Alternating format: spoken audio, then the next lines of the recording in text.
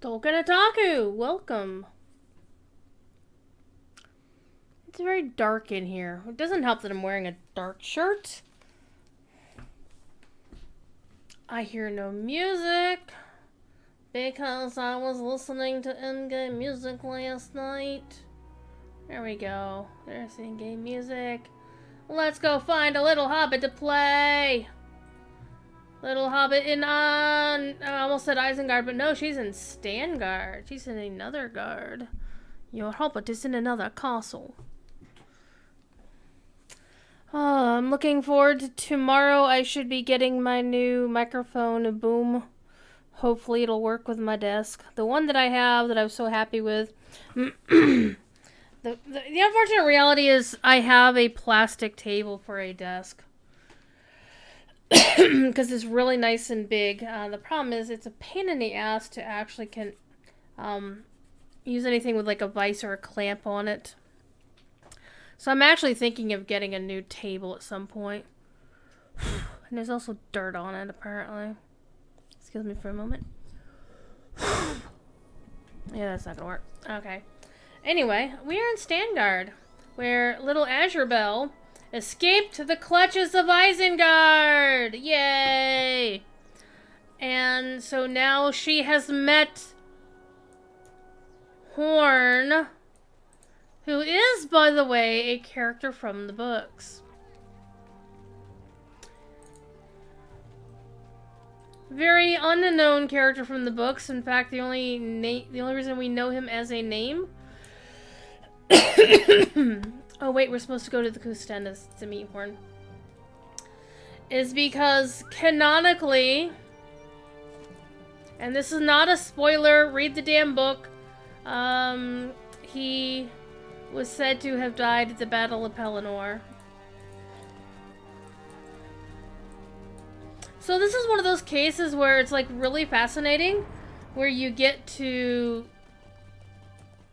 see a fictional story, a fanfic, an adapted story. It's like, here's a name. Oh, hello, hi. Right out of the gate, Indigo Plant. The stream's already banging. There we go. So it's basically, it's this fascinating thing where, like, there's this character who obviously had some kind of story, had some kind of life, and yet all we know about him is that he died at the Battle of Pelennor. So what do you do with that? It's like, well, I mean, with a lot of the other characters we meet, actually, all of the other characters that we meet, look at Wildemore over there. We still can't go there from here. I want to go to Wildemore up that way. Like right there, right there. One of these days, Standing Stone will make that available to us to be able to traverse. And it's on your own head, be it, if you go down to Limelight Gorge and then hop over to Wildemore and get your ass kicked, right?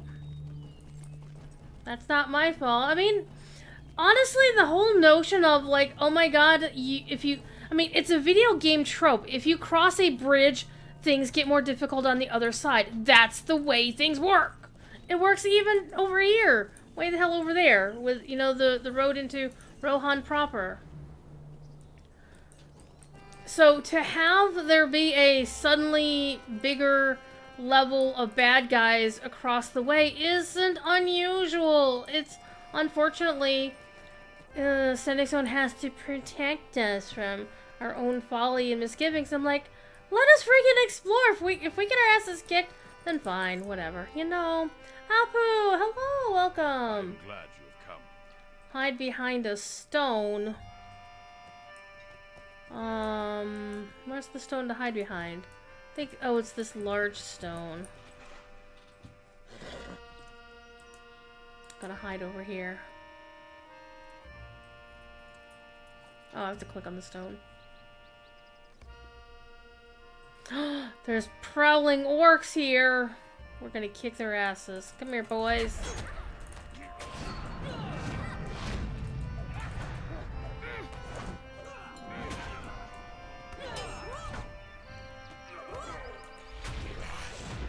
So I was actually tempted to just not stream tonight and just play No Man's Sky. But I'll play that after the stream. Worried by the I am in the Great River. I'm at the Kuthstan. Very big honking statue. Yeah. Here in Rohan, very well maintained, I might. Look how sharp the stones are and the relief work is, how very much not weathered with time that it is. But basically, it's when the Rohirrim and the Gondorian said, hey, look, we're gonna be friends. So we are in the Great River. We are here. We have escaped Isengard and have been sent to the outskirts of Rohan. Increased number of orcs that move alongside the river. Aw, Horn's scared about orcs. Oh, we're gonna stand behind this rock now. You notice how these stones are like super old?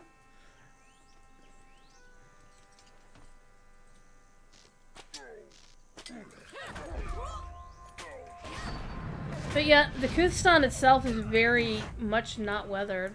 It's like, oh, hey. Well, actually, the base of the Kuthstan looks like it was made yesterday. But the actual statues, obviously, are showing some weathering here.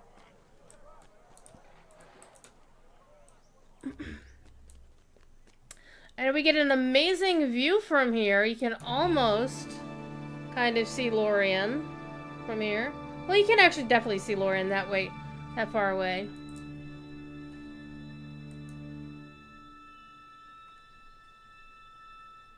And then there's Stanguard, and then down that way is the actual Anduin, the Great River. And up there is Wildermore, which again, I was lamenting that we can't get there. Thank you for the follow, Bright Live community. Appreciate that. Alright, let's go back and talk to Horn. I'm supposed to be jawing less and questing and leveling more. This game has some amazing views. Okay. Now where am I talking to Horn?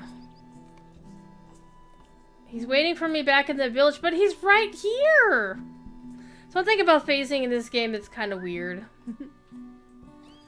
So I am basically just trying to level this character as quickly as I can by playing through the story, which, you know, some folks are like, well, why don't you just run missions or run school and library? And I'm like, that's boring to me. It really is. I want to actually play through the story, right?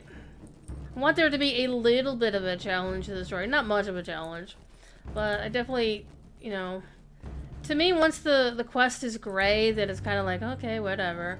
If I'm in a hurry, then I don't care, but if I'm just leveling for realsies, then I actually just want to play through it. I'm not reading the quest text, because I've read it, you know, 5 million times before, but it's all really good stuff written by Mr. Maid of Lions and others, the quest designers.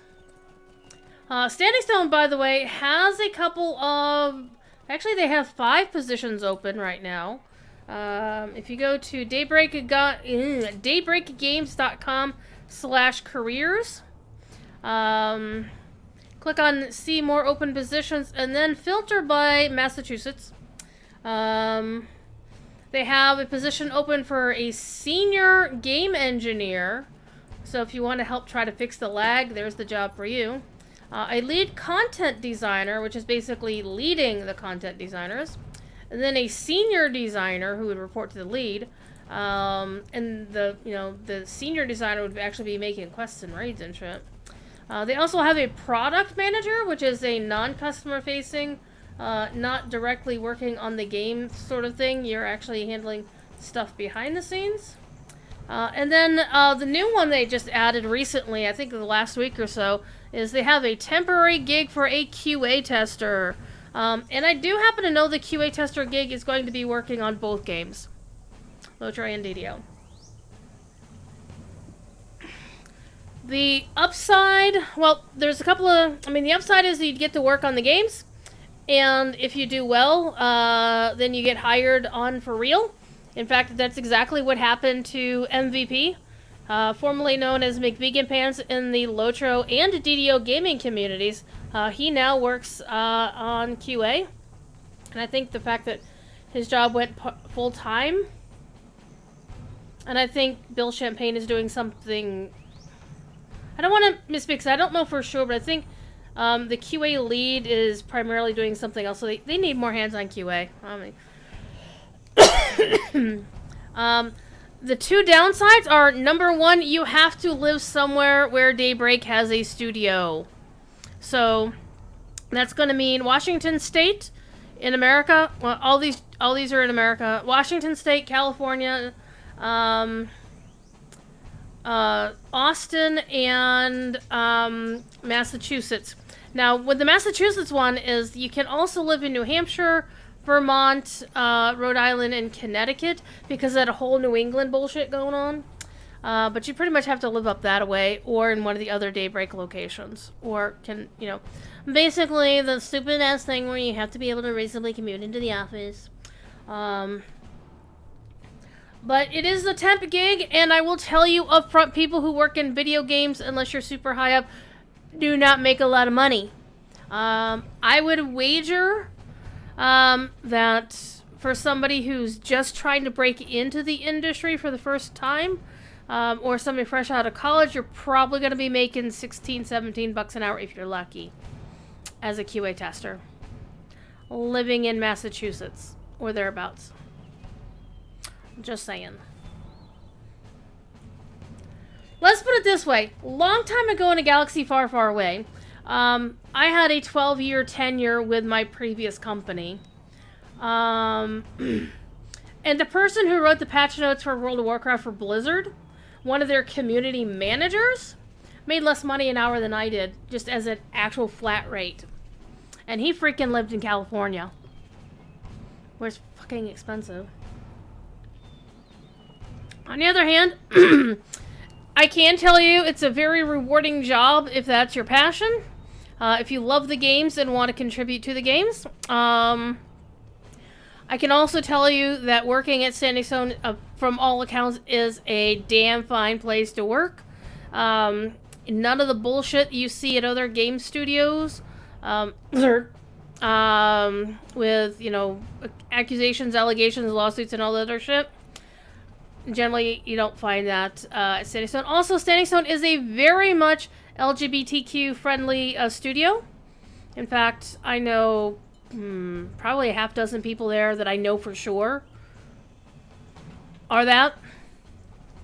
And there's no bullshit, no microaggressions, none of that at Standing Stone. And that makes me stupidly happy. I would work there in an instant if they would hire me. May hold some clue to defeating the Kundalar. From my understanding, Severlin is an amazing executive producer, aka boss.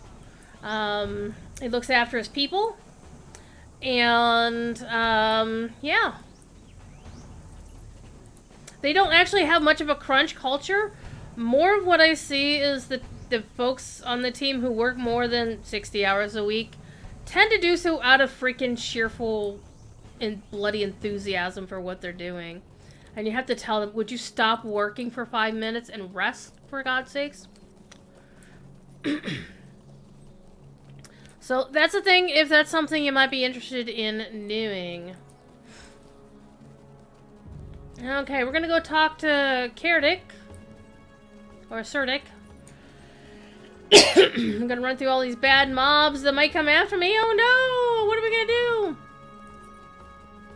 Oh, what I am gonna do is I'm gonna pause for a moment and wish happy birthday.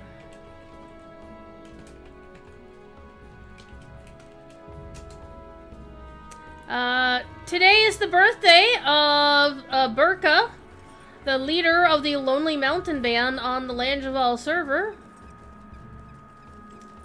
So I just wished her a happy Burka day.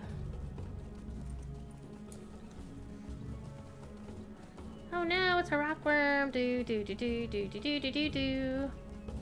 So on this character, as I'm leveling, she will be stopped at level 85 because her goal in life is to be an opener for LIXP runes, and level 85 is a good place for her to stop.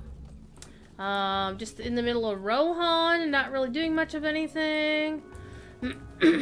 And then, I have another character who's currently level 50. He got a Gift of the Valar, because I just had one sitting in my vault doing nothing.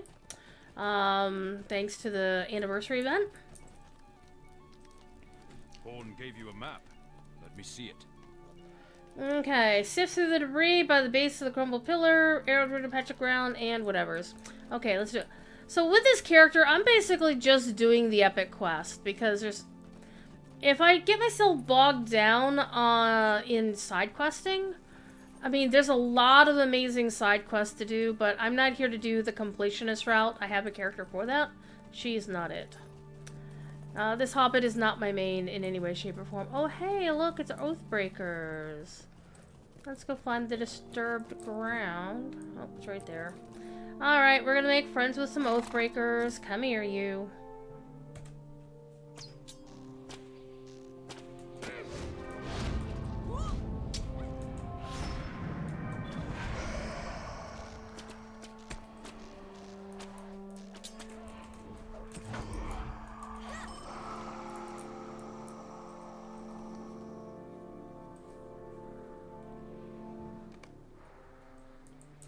Alright, nothing of interest. So since we got spooky dudes around us, let's ride a spooky looking horse. Or a pony anyway. A spooky pony! So, for those who may be new here, I am Druidsfire. I am one of the folks privileged to stream on the official Loto channel. And... oh, I have to sift through multiple... Oh, this is the arrowed riddle. Oh, never mind. I knew what I was talking about. No, I didn't. I also am a junior member of the DDO stream team, and I occasionally stream that as well. But right now I'm on this mission when I'm not doing my official show, so I kind of want to get this done. So I can then switch to another... So I have a level 50 captain who's wearing, ironically enough, the exact same outfit, because I love that outfit from the anniversary. And, he will be going to Gondor, because he is Gondorian in my headcanon, though he is an actual, copy / homage to my favorite World of Warcraft character, and shares most of his name. Because I'm that dork. Okay, bring everything back to... I found a bronze-worked heirloom. And my cat would like to say hello to everybody. He's a butthead. Right, Thiefy? Meow.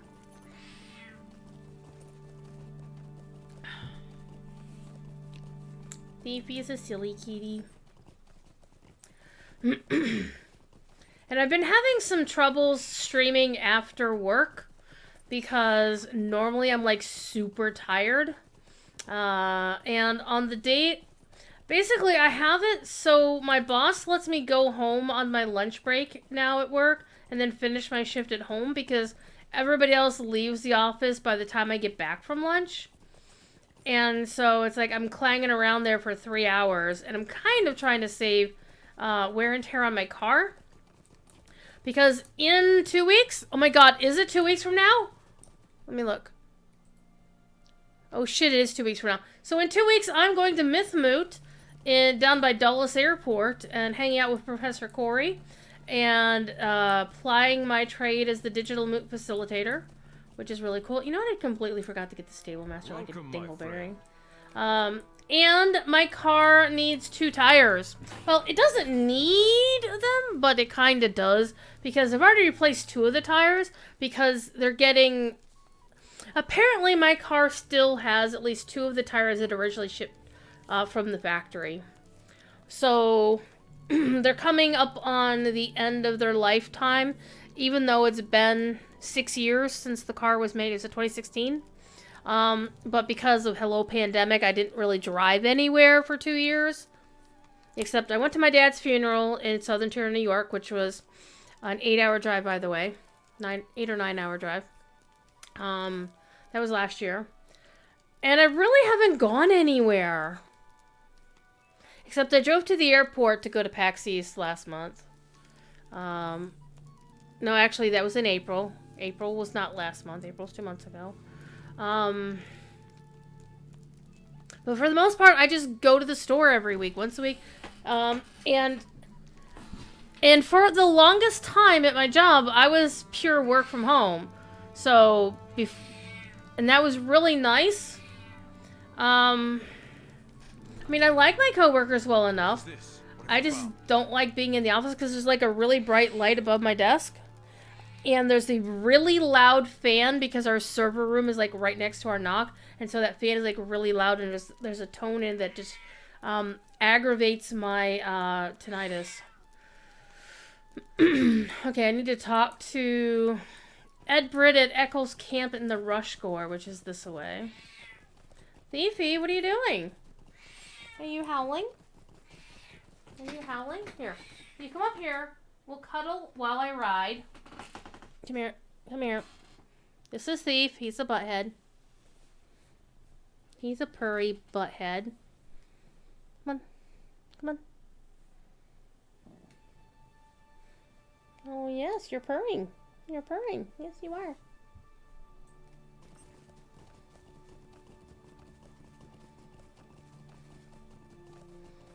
You're getting a chin tickle. Yes, you are.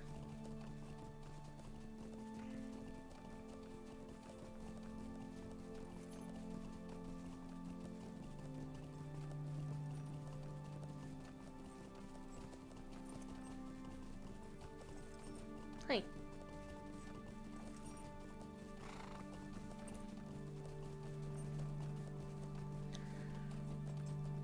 But I'm at the point where, like, one of my tires just went flat back in February. And the matching, like, the left rear tire went flat. And the front left tire was repairable, but it was going to be a case where they were going to either have to keep repairing it or they were going to have to eventually replace it. So I just, said screw it and had them replace it. Many unusual things have happened in the Rush Gore of late. I saw a great shadowy shape fall from the sky not long ago. Welcome, my friend. Hello, kitty.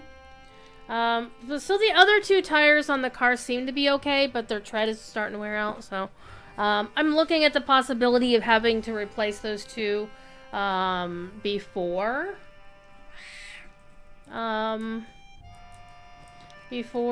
thingy, but I'm kind of dealing with my finances right now because it's like, well, I also have to save out money to get to Mithmoot and to pay for a hotel at Mithmoot.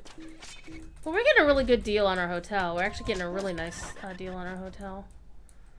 Okay, do I have to kick your ass? Yes, I do. Come here.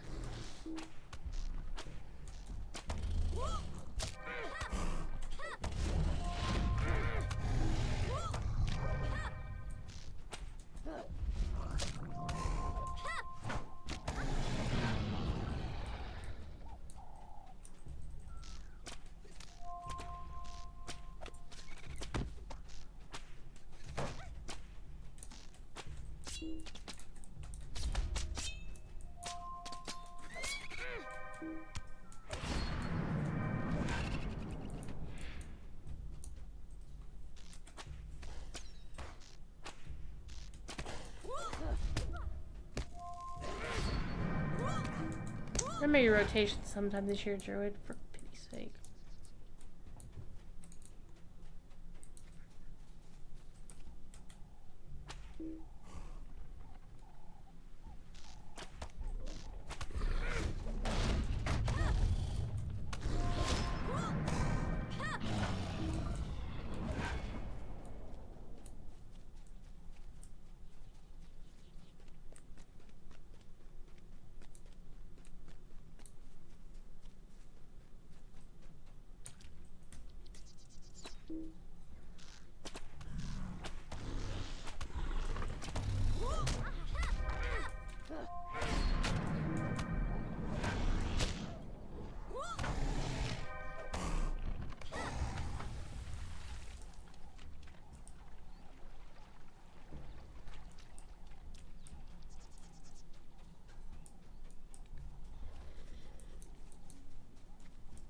Place called Worm Den, and the first thing I see here is a turtle.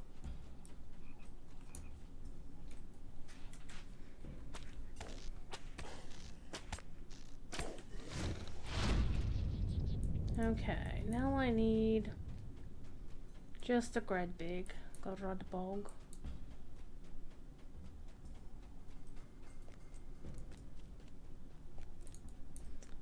Oh, hey, there's a worker.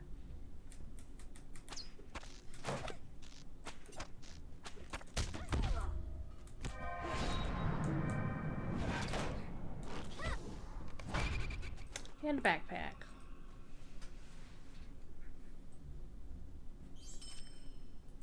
Okay, I need an Avant.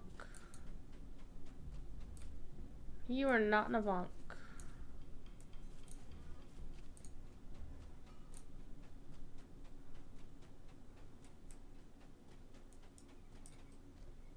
What are all these damn turtles?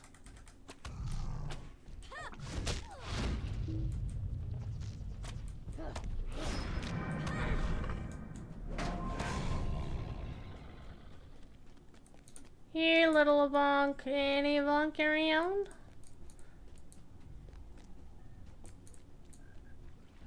Anyone? Anyone? Bueller?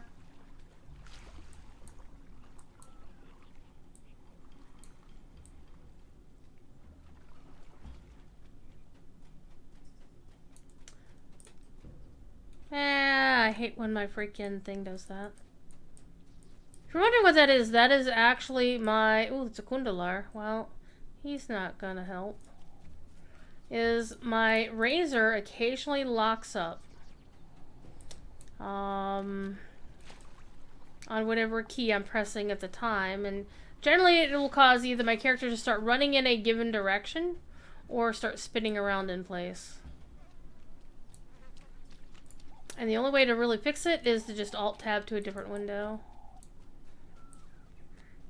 So far, I haven't managed to yeet myself off. Well, okay, I did once. Me and my rogue friend were doing a quest in the Demon Web in DDO. And, yeah. I yeeted myself off of a very tall platform. It was actually kind of funny. I think my rogue friend laughed at me, but he does occasionally.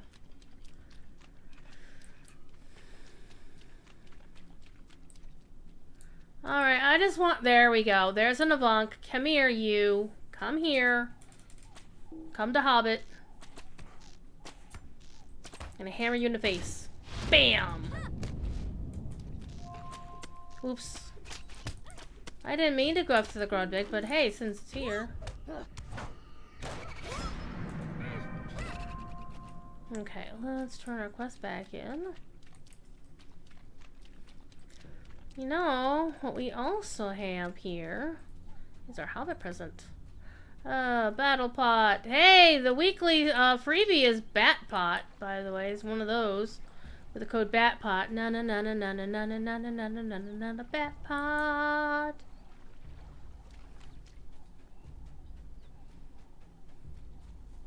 So what's everybody doing this somewhat fine Monday? It was a pretty busy day for us at work. Oh, hey, hi. And into the Brownlands to search for the falling shadow. Alright. A falling shadow.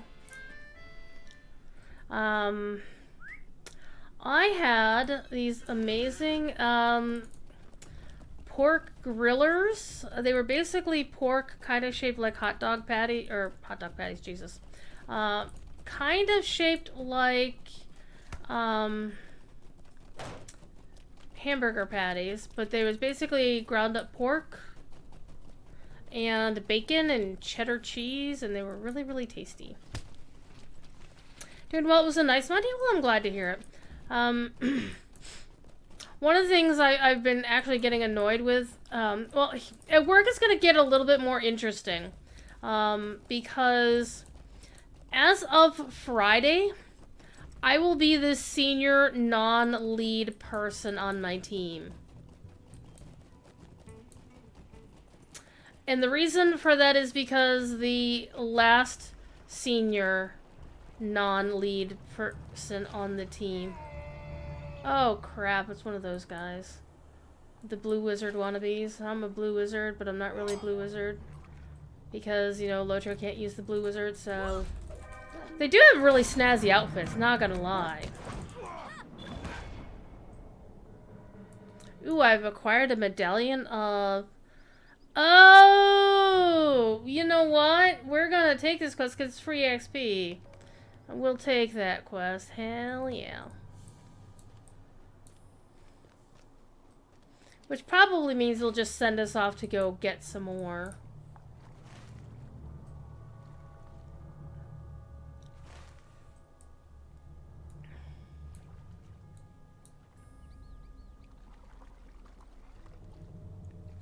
Let's cross the river here, shall we? The Brotherhood of the Mind. So not only do we have that, and now I'm like gonna be the senior non-lead on our team. We have 2 leads, and they're both well knowledgeable people, and they'd been there for over a year each. Actually, my 1 year okay. If you don't count the 2 months that I was on furlough, which, you know, whatever, I will have been with my current company for 1 year as of Wednesday. Which is pretty cool if you think about it. And it's a really great company to work for, not gonna lie. You know what I should do is actually put the epic on as my quest focus. Yeah, there we go. And I really do enjoy working there. They, you know, it's not that so much that they let me get away with a lot of things. It's, hello, look at all these people. It's basically, I used to work at a call center where your every second is micromanaged. And so this company doesn't micromanage every last second, though if you are screwing around, they will be like, what are you doing? But one of the things about the gig is we have some new people on the team, and they're messing stuff up, so... This must be the shape my men and I beheld as it plummeted from the sky. Something is wrong in this land. Oh, I can feel it. This is the reason for your dream. This is why we are here. Okay. We know all about the Nazgul. Complete the deed, the Vanished Rider, to learn the location of the missing Nazgul.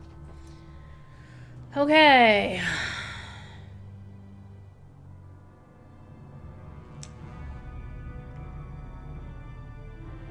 I'm not sure I even like this freaking deed. Because you have to go all over and do stuff. And it's already present in the Brownlands. So I'm gonna go turn this thing in this town.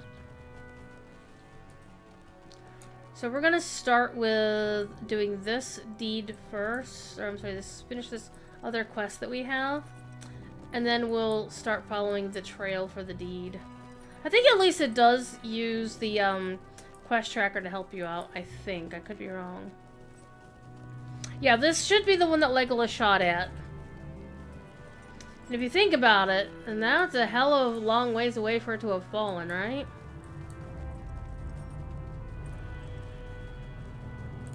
And when is Standing Stone to get and give me the Kundalar captain's cloak?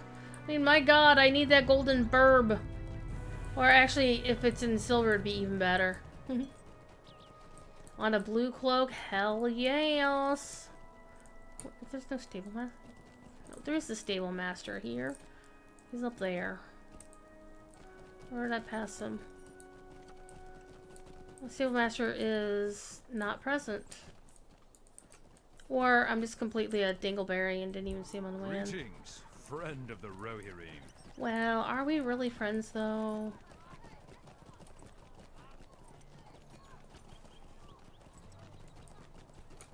Hey, I got something for you. Our mission is dire. Okay. Complete the deed, the Vanished Rider, to learn the location of the missing Nazgul.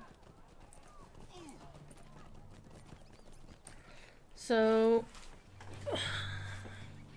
they have, and if I recall correctly, these quest rings don't go away, which I think is the one thing that annoys me about this quest.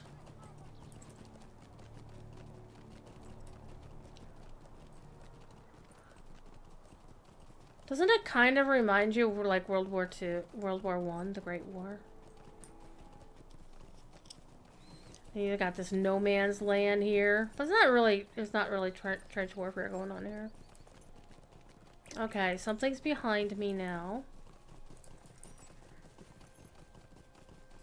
What am I looking for?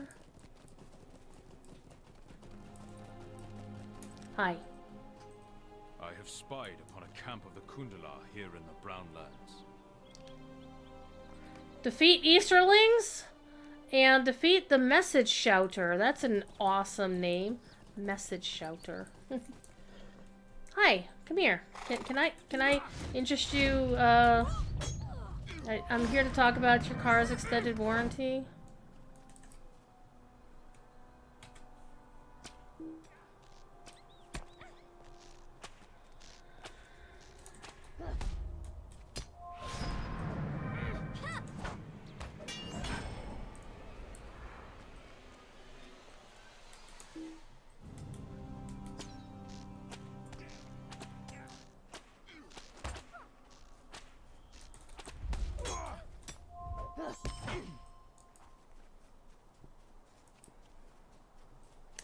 Don't remember. Yeah, they actually count. Let's just shoot him from here. Kill him! Did you see me wishing a Burka a happy Burka day? I mean, come on. Hasn't anybody else made that pun before?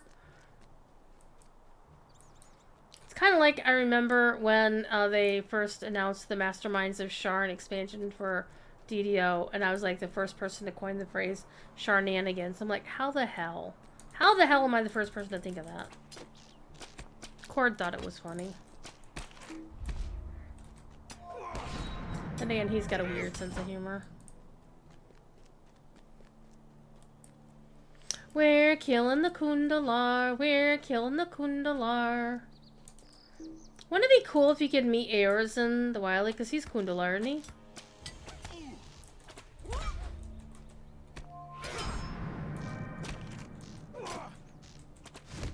Oh, it was in Ales and Tales chat. Probably scrolled way past by now. Battle Cat! You're not the right color to be Battle Cat.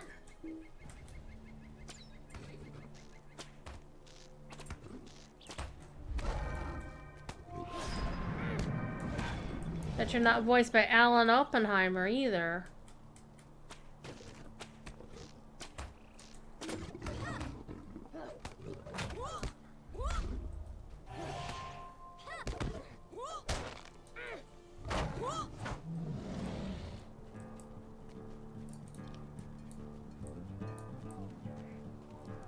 Okay, I need message shouters. There's one over here. So we're gonna get this guy first. We'll do our cleanse first. So we're just having a good chill Monday evening. I don't know how late I'm gonna be streaming. Probably not too, I don't know. I started at 9, I might go to 11, I might go to midnight. But I do want to have time to do stuff after the stream. Okay, got you. Wow, that is like really scrolling in my head. Okay, the other one's over here? Yep, there he is. I think they have more than one, or more than the two.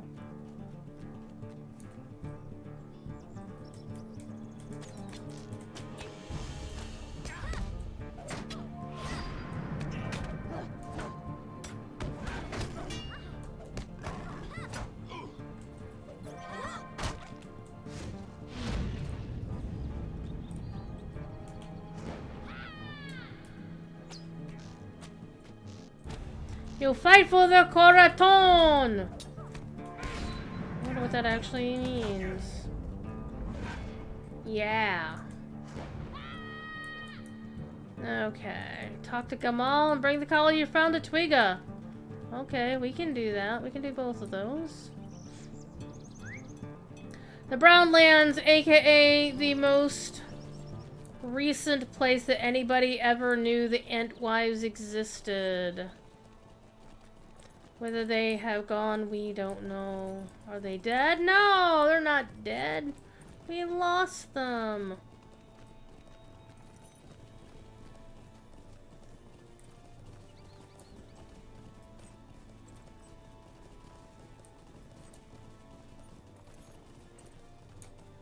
I do not like this.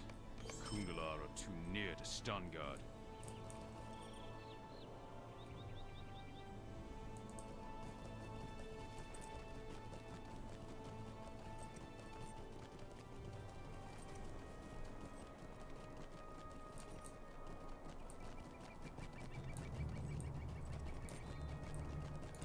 Ah!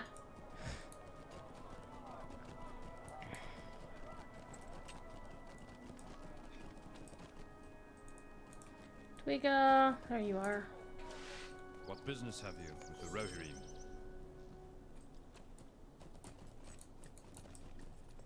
Okay, let's put this one. Oh.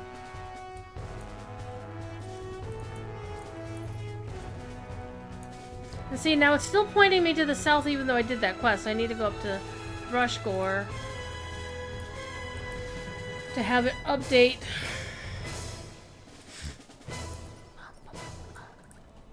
Let's cross the river the way nobody intended.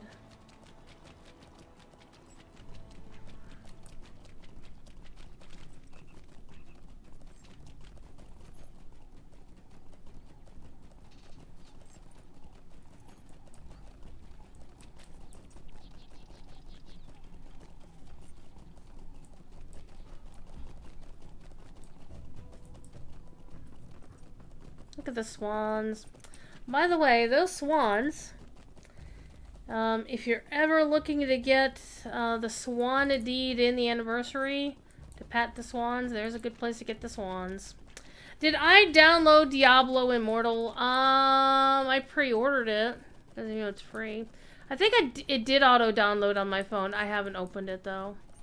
I do not approve of that shenanigan. Could I speak with you a moment? Okay, so this is not the quest I'm looking for. But we are in the right place. Wait, it's you, isn't it? Something There's has made the Edward. Gredbig here more aggressive than they I used should to. turn on nameplates. It would help. Okay, let's go kill some Gredbig. Which means I'm probably not gonna find any while I'm looking for them.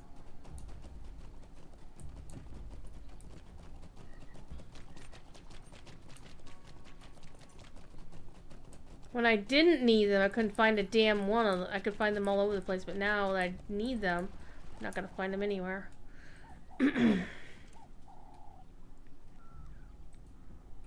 From my understanding is, everybody that I know who has played Diablo Immortal says it's a great game if you can manage to ignore the massive microtransactions. And one of the things, and this is not an apologist sort of thing, but one of the things to understand is that's how mobile games tend to be, is funded through microtransactions. And some are like, oh, they did that way because lol China. I'm like, yes, and? That's how the Eastern world does video games. Which, again, I'm not agreeing with. I'm not apologizing for it. It just is what it is. Now, whether Blizzard should have hopped on that train, I don't know. All I know is I did actually play the alpha that was at BlizzCon that one year when they first announced it, and the gameplay was actually pretty good. I enjoyed it. Will I play it? Yeah. Am I going to spend any money on it? Fuck no.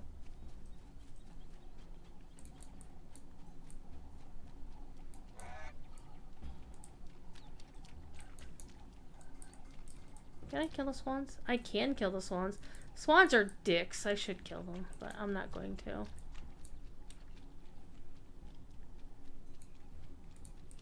If anything, I can't wait till my friends the Breviks stream again, because David Brevik is going to fucking go off about this game, because he created Diablo back in the day.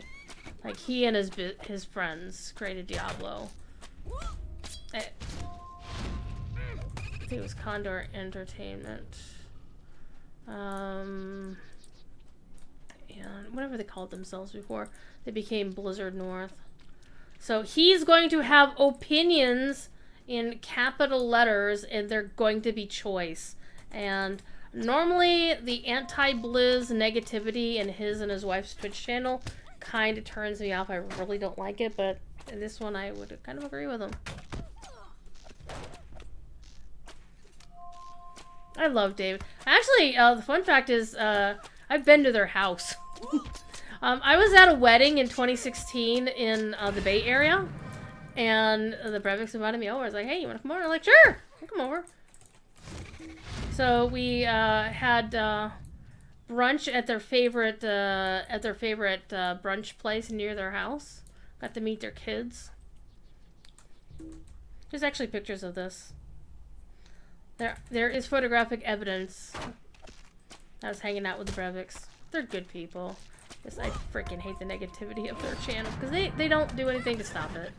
A lot of times, because, you know, they never asked David to come back to even consult on Diablo 4, and that was like, or Diablo 2 Resurrected. They should have at least, you know, said, hey David, you know, you did the blah blah. But I think part of it is because they all kind of know how much they bitch about Blizzard on their channel. I was like, why are you gonna invite somebody? I don't care if you're great at the game. He's he's pretty negative about our company. Why are we gonna invite this guy over? But, you know. He's a friend of Cord to know. No, actually, I don't think Jerry knows the Breviks. I do know David did. If you want to bitch about the monetization in Locho and DDO, you can blame David for a lot of that, because he consulted on that back in the day when Turbine was going to convert both games over. Seems that whatever causes blood to boil has moved on. Who do I know that knows Cord? My sister actually knows Cord, because community managers and they all know each other. It's like a small town. Okay, so next one is at Parth Celebrant. So we're gonna go to Parth Celebrant.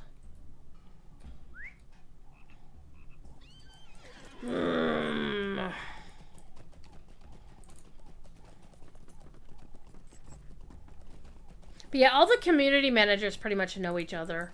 So they've all worked together at previous companies, or, I mean, the game industry is like really stupidly small. So there's definitely a lot of pressure to not burn bridges.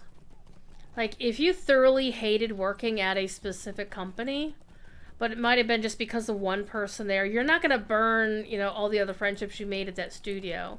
You're going to treasure those and, look after each other. That's why whenever there's any, unfortunate layoffs happening, one of the very first things you will see is other game studios and other devs saying, hey, these are the positions we have available at our company. Come work for us. For example, we'll use a Standing Stone example. Bob Hess. I first met him when he worked on WildStar out in California. And I quickly learned that, oh, hey, you worked on DDO? That's so cool! And then he went back to Lotro. Well, he went back to DDO first, and then he went back to Lotro. And now he's kind of, I think he's waffling between the two. I don't know. Bob is also the person who taught me where the best burritos were in all of Boston, which surprisingly enough is this taqueria at Harvard. Who knew that a taqueria near a freaking Ivy League school would make the best burritos in Boston? And like, they're really good, tasty burritos, and they're not expensive. Like $7.50 for a small burrito, and then $8.50 for the supersized one. So when I was there, I 100% went and got me a... Are you doing this quest? After you left, I Uneasy went feeling? searching on my Yes.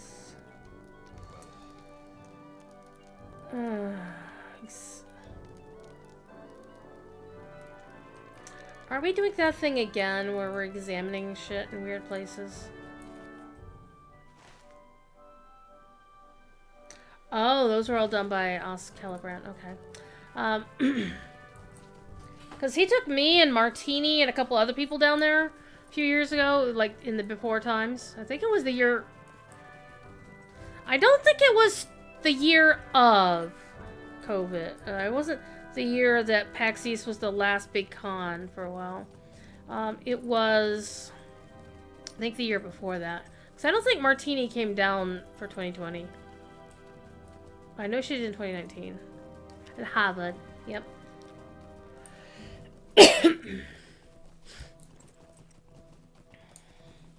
So whenever I go to Boston, now I make a trip out to Harvard to get me some burritos.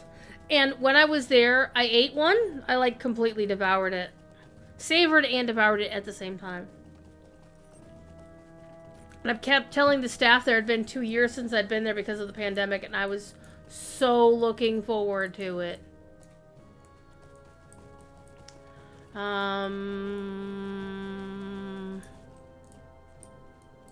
Oh, actually, I think these are inside Celebrant. Oh, hey, we get to fight our way in. Hell yeah, let's do this. Come here, you. I'm just gonna shoot you from here until you both show up, and I'm gonna smack one of you in the face with a hammer.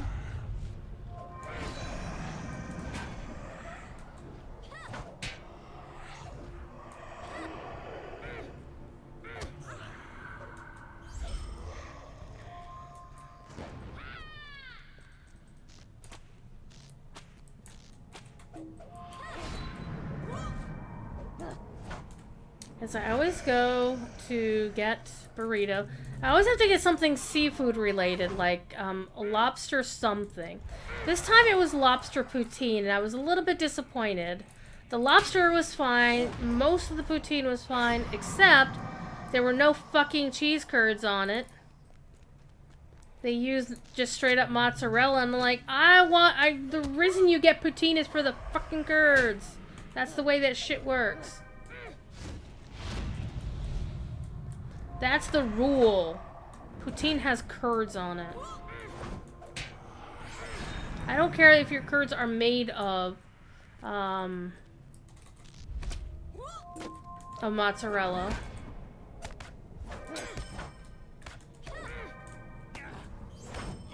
It doesn't matter.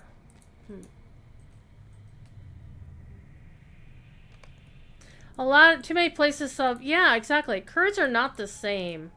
They are totally 100% not the same. Getting something to munch on. What are you bringing us? Kill 'em. What are you getting us to eat?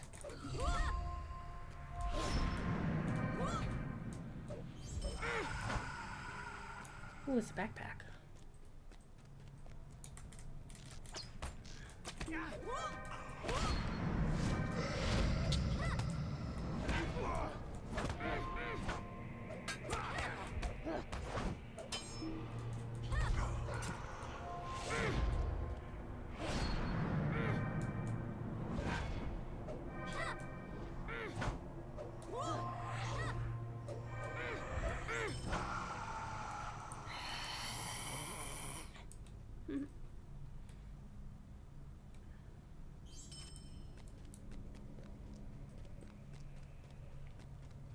One of the other things I always get when I go to Boston, Mike's Pastry. See, I was actually thinking of switching it up this year and going to Modern for a change.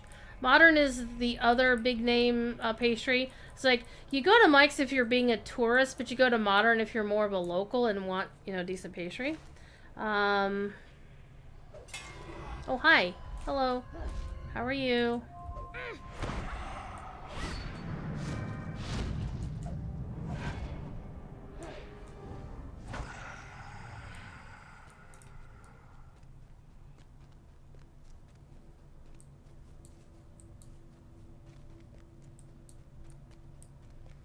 But in the end, when I looked in Modern's storefront, they really didn't have anywhere near the variety that Mike's had. And they both took cash, no credit cards. So I went over to Mike's and got me some got me a cream puff, which is one of my usual. And I also got a cannoli. I freaking love cannoli. Oh, hello, Rohan. Remember when you couldn't cross this bridge? Remember those days? Pepperidge Farm remembers. Okay, this one I think is actually over that way where you're supposed to actually go up and over the thing. Alright, let's do this the real way. Let's not do the Druid has done this a few times and is going to run around the wrong way to do things. Your dad is Italian from Boston? Oh, did you live near North End or in North End, or could you not have, because it's probably hella expensive up there, even for Boston. Though I do remember every time I go to North End, and like especially when it's nice out in the Italian, like the Italian places have all the big glass windows that are open to the air, making it like an open air restaurant.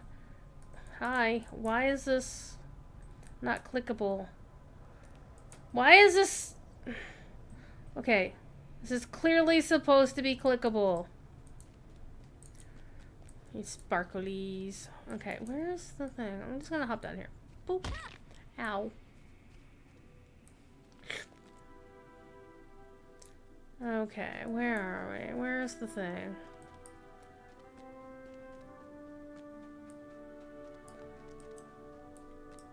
Debris by the stone bridge. It seems to point this in this direction for some reason.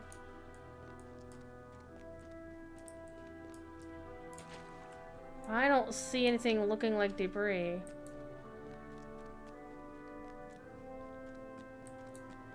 I don't see any sparklies up there either. Oh, might be actually on the stone bridge. If I seem to recall, there might have been something on the bridge itself. Yep. There we go. Kill him! Would you bring us back? Would you bring us?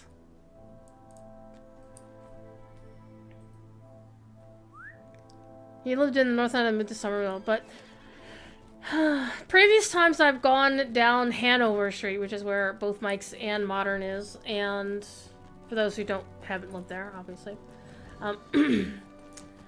And I will swear to my dying day that I saw legit actual mobsters. Not just like, oh hey, we're super Italian people here. No, actual fucking mobsters. I am 100% convinced of this fact.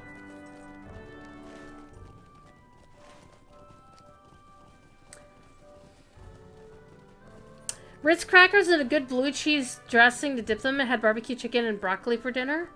Why are you apologizing for having broccoli? It's not like you were forcing me to eat it. For those who don't know, broccoli will kind of make me a little queasy. I don't like it. And cauliflower will actually put me in the hospital. And just smelling somebody boiling or steaming cauliflower will make me sick to my stomach. Good times. Which is really, really sucky because cauliflower is like the go-to way to have carb-like things without actually having carbs, which kind of sucks. Lojira has so much in-game music, but this is not one of them. The piece that's playing right now. I think it's a piece from the Lone Lands. One of the sad things is, after, like, in between the big expansions that Chance Thomas did, they had a few folks who did composition work, and eventually they laid them all off, and that's how come Bill Champagne became the composer after a while. Because, especially if you get to, like, the West Emnet, the East Emnet and the West Emnet, they reused a lot of old music because they didn't have anybody composing for the game. Okay, the next one is down the road. Let's go this way.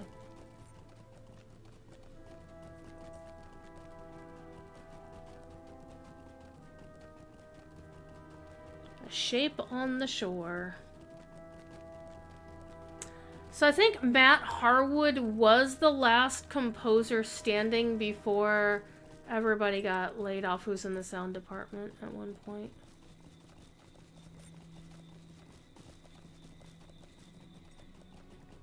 And I know there are some folks who are like, oh, I wish Chance would come back. I'm like, you know how much it costs to get Chance to do shit? And I love the guy to bits and bits. This is no fault of Chance. It's the fact that when you hire him to do something for you, you're not just getting a composer who's going to compose your stuff. You're getting a full orchestra, a choir, musicians, mastering services. That shit is expensive. So just to give you some perspective, from my understanding, I think one of the somebody who used to work there once told me that it cost them the same amount. Like, Chance was pretty much the same amount as paying 2 developers for a full year.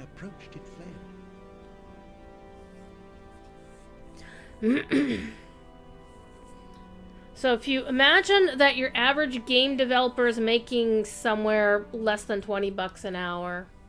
Let's be nice and say they're making 20 bucks an hour. I happen to know at least one person at Standing Stone who isn't. And that's no fault of the dev team. It's just the economics of working in the game industry. You don't, like, you can do the same exact job, technically the same job, but not in a video game company, and you will probably add a 0 to your pay packet.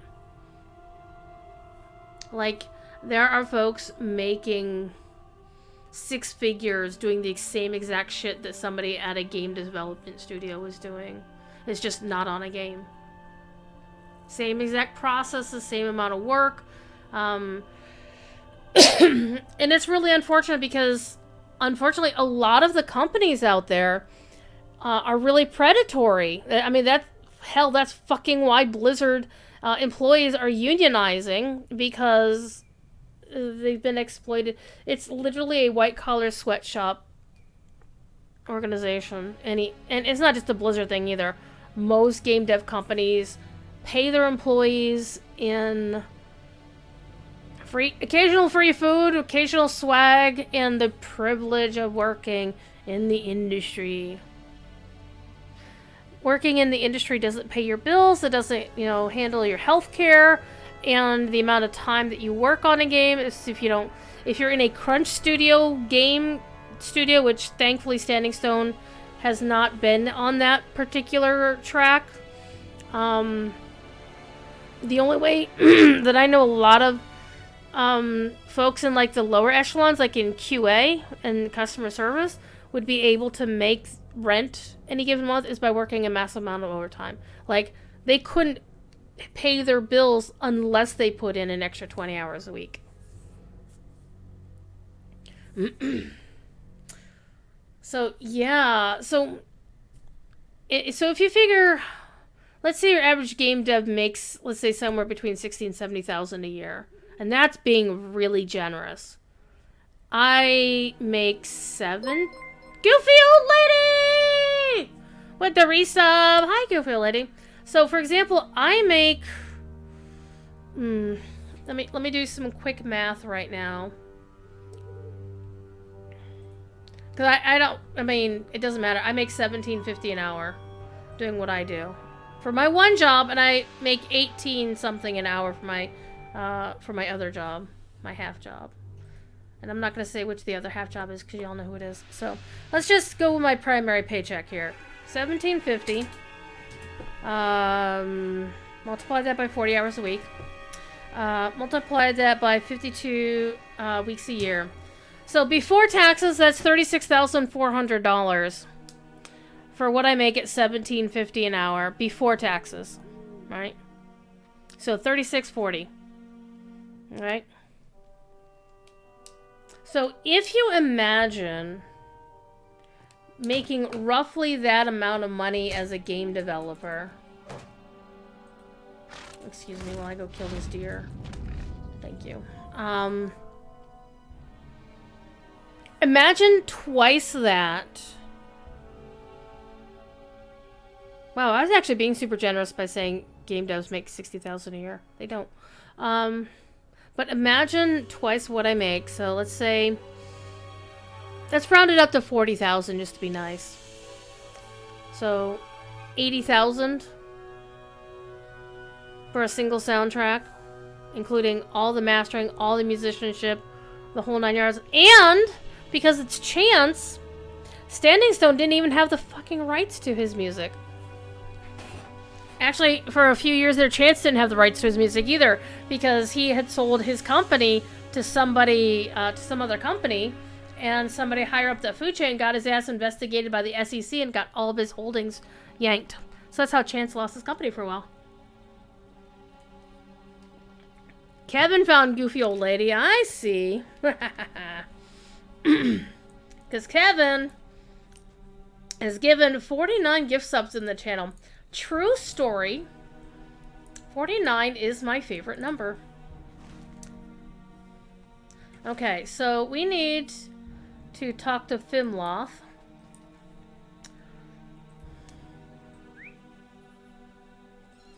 Who we just met the other day, actually. Fimloth is at Thinglad.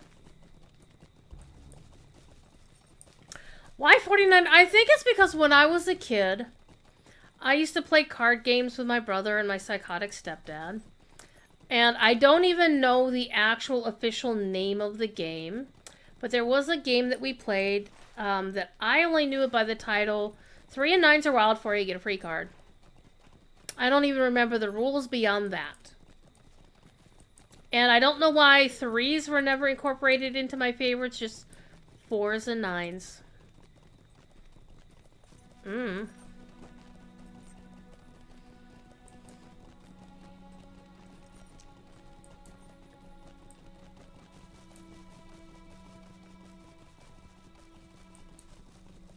So 94 is my other favorite? Actually, no. 42 and 44.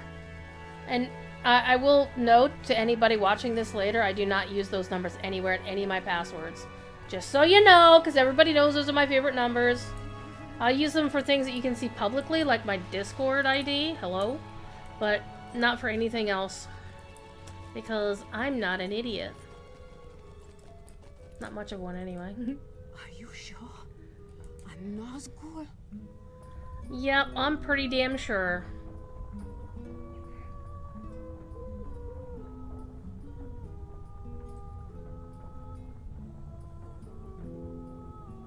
So we're terrified Fimloth.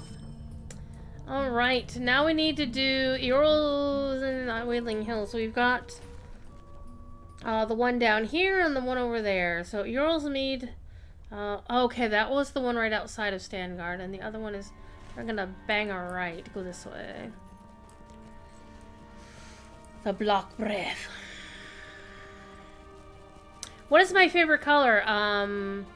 Turquoise. Fuchsia. Yellow. Excuse me. I don't know what my favorite color is.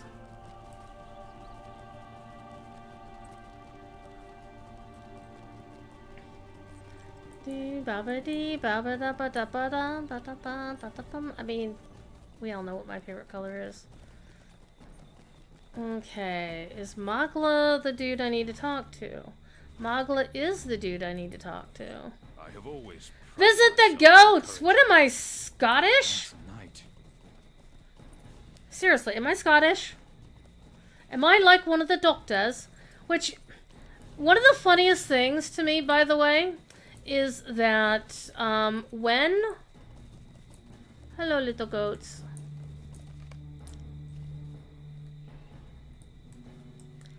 Is that when I'm gonna butcher his name, I'm sure, but when Ncuti was announced to be the next Doctor Who, which I'm fucking delighted about. Especially, there's two reasons why I love his casting. 'Cause I don't know, I haven't watched any of his previous stuff. I just know that his existence pisses people off, so that makes me happy. Because he's black and he's gay. And people are freaking the fuck out because, oh my god, we're gonna have a gay black doctor. I'm like, yes, please, thank you. TD, whisper me a question. Whisper me a question, if you'd be so kind. Oh, we gotta go back to talk to Magla. Whoops.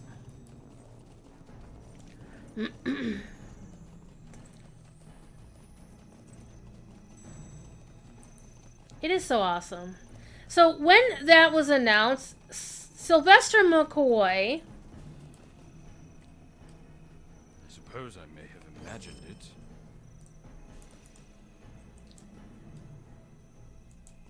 apparently reached out to, oh god, who did he reach out to?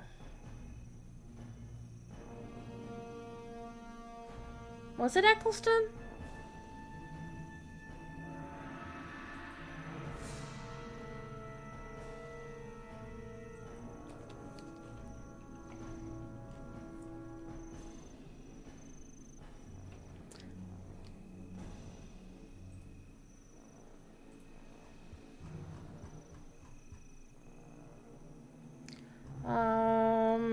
I'm actually looking something up from last night.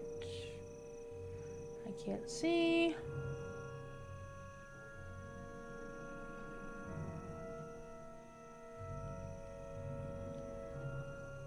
I have to actually look up in the chat log. So I need to look something up real quick.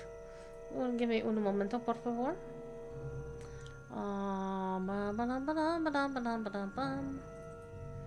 I have a suspicion as to the answer to the question, but I'm gonna go look it up for reals. La da da da da da da da da la da da da da da.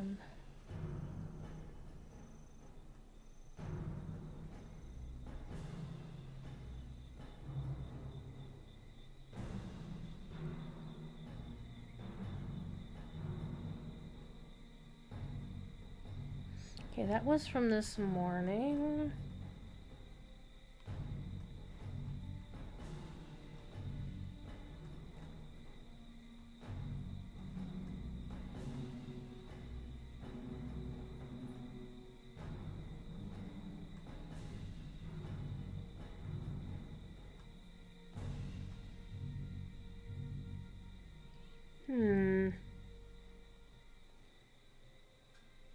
It was afterwards. You know what where I can look it up actually.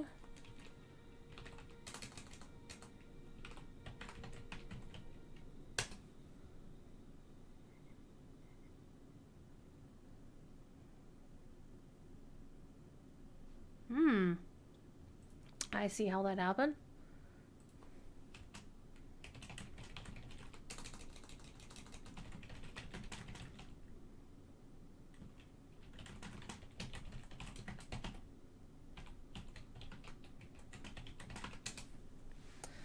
Alright.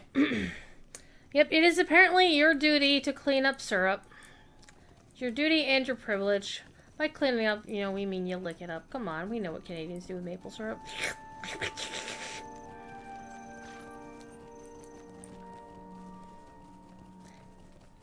Ah! Ran into a tree. I was looking at the map.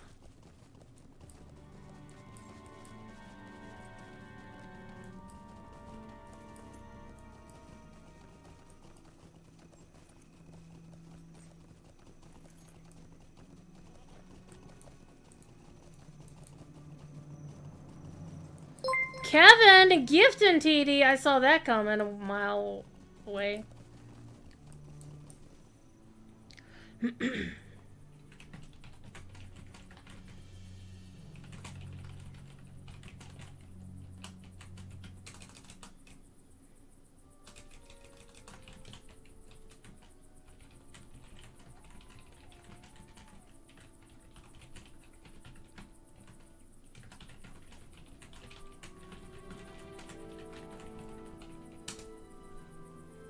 49 is over. We're now 50. I enjoyed 49 while it existed. I'm sorry, I cannot seem to clear my head.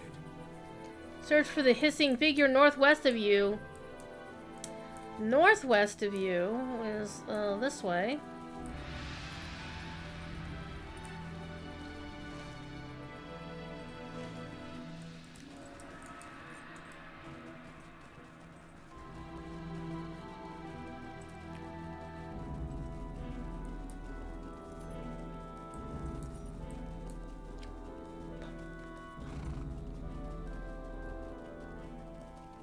I remember back in the day when Professor Corey got his then new to him MacBook.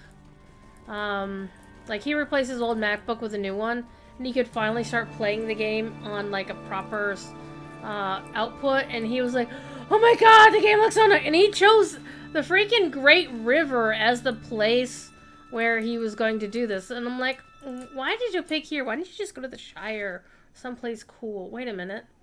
The hissing figures behind me.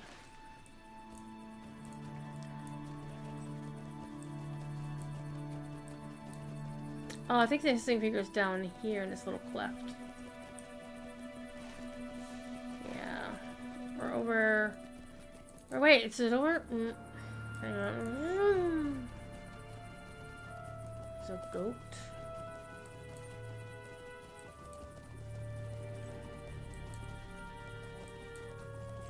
I would have figured that the hissing figure would be somewhere around here, honestly. Oh, booted footprint in the mud! Oh no.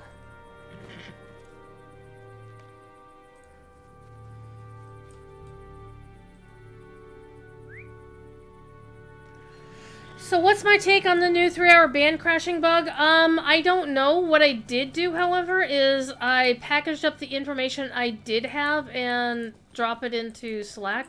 So Cord is aware of it now. I do highly recommend, hi Ginger, that if you're experiencing that, file a ticket with Standing Stone so that QA can see it and find out what the hell's going on. Hell yeah, I did the quest thing. Now I can go talk to Nona. Where is Nona? Nona's way the frick down there. Jeez, oh Pete. Alright, we're taking a swift travel. So I don't know what's causing it. The main thing I want to find out about it is it affecting people just on 32-bit, or is anybody using 64-bit getting the same exact results? Because if it's both, that's a big issue. I mean, if it's just 32-bit, it's a big issue, obviously, but in terms of priority, it's probably going to be less than if it's both.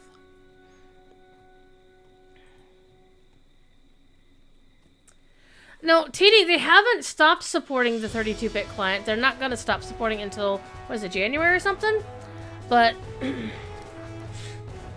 yeah, Kevin, actually, some people still do. Mainly, a lot of the bands will use it because 32-bit uses less memory because it forces the client to use less than 4 gigs of RAM. Okay, where are we going? We are going to the Brownlands, I guess. Going to the Brownlands. So here's a few things about the whole 32-bit client thing. Is the number one thing to understand is the 32-bit structure overall is holding the entire fucking game back. Renania has said on the forums that there are things they want to do that they can't do while they're still using 60 or 32-bit servers. And at some point, they're going to have to stop offering or using the 32-bit client. It's kind of like when Mac OS said, okay, when we upgrade to Catalina, none of your 32-bit clients are going to work or your apps are going to work. They have to have 64-bit version. So Standing Stone does still technically support 32-bit, I think. They're just not shutting it off. It's like, you know, you're on your own a little bit more. Okay, let's go talk to Nona.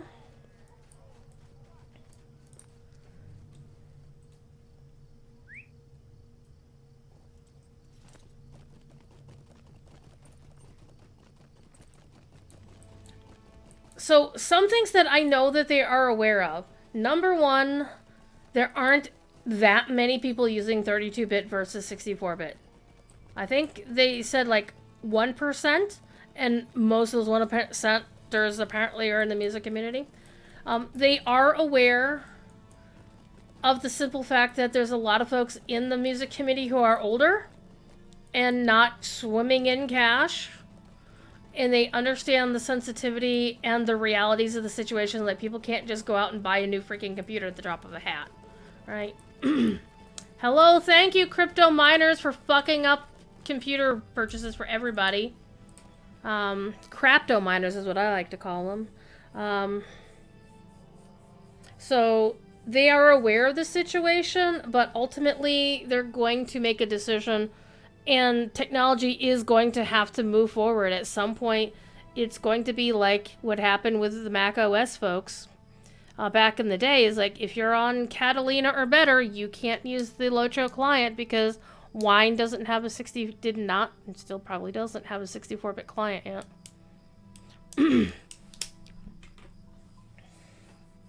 And that's a little bit part of it, Kevin, but from my understanding, there's a lot of things they want to do, particularly stuff that can help not fix lag, but make lag a lot less of an issue that they can't do on a 32-bit architecture on the servers. And we do know that Daybreak switched EverQuest and EverQuest 2 over to 64-bit servers. And also to 64-bit clients. The main issue really is going to be folks who are on older systems, which we do know that a lot of the music folks are on older systems. Their computers are going to age out. I mean, my computer is starting to age out. My laptop started to age out a couple of years ago. But it's still okay for now. Not what we need to know. Okay. The was looking for something. We need to think. All right, let's go walk with Nona. Let us talk on the way back to the village of the Horse Lords. Has no one seen our new friend, or the Dunlending girl? I thought they would have returned to Stungard by now. Did some trouble befall them on the road? Oh, are we walking? Okay, we'll walk.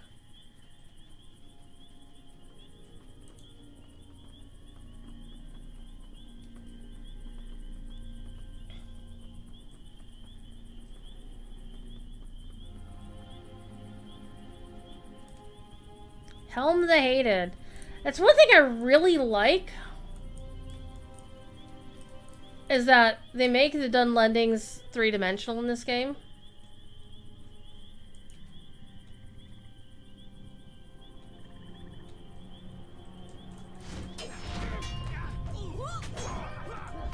And even the Easterlings are not all of the people either. I mean, remember that Easterling that we helped in Otterby? Keep on saying otters.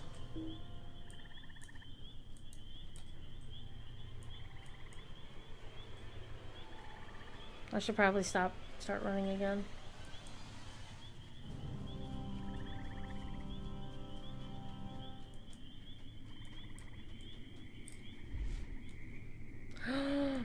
Oh no!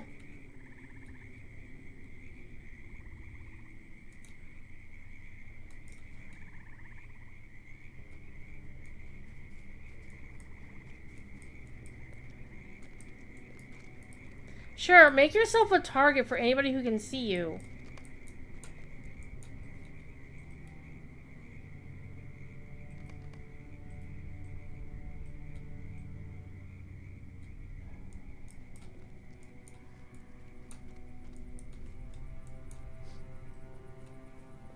Master Ponton Finberry, hello and welcome. Have you also been experiencing the, Screech!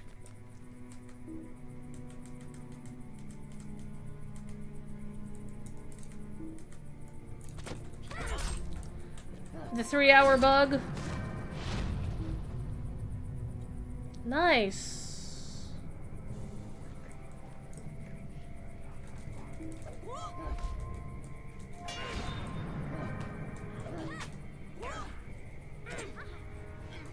Hope token. Dun dun dun.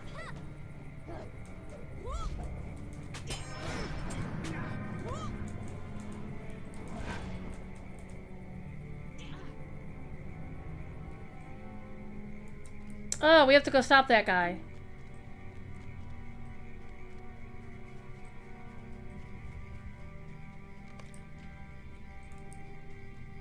Oh, hey, stop. That's very nice of him. By the way, again, I will say for the 5 millionth time, look at that damn cloak. I need one of those in blue, in silver. A thing where your client crashes after 3 hours on the dot. A lot of folks in the music committee have been mentioning it in various discords, and I just wanted to see if you were having it. But also, are you using 64-bit or 32-bit? Oh my god, Nona's in trouble! Let's take that torch with us because it's lit up. Let's do the Aragorn thing and fling a torch at a Nazgul. Whoops. Hang on, I moved too quickly. Burning my hand? Screech!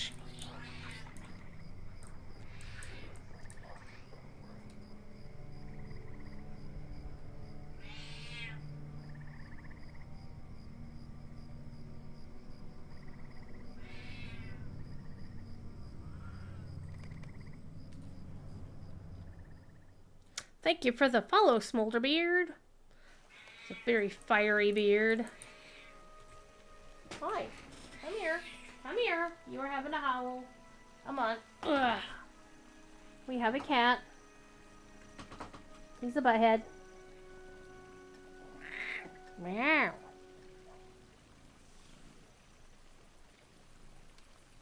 Some of your favorite people are here. Like Killam and Kevin. Teedy and Ponton. Lay down, lay down, lay down.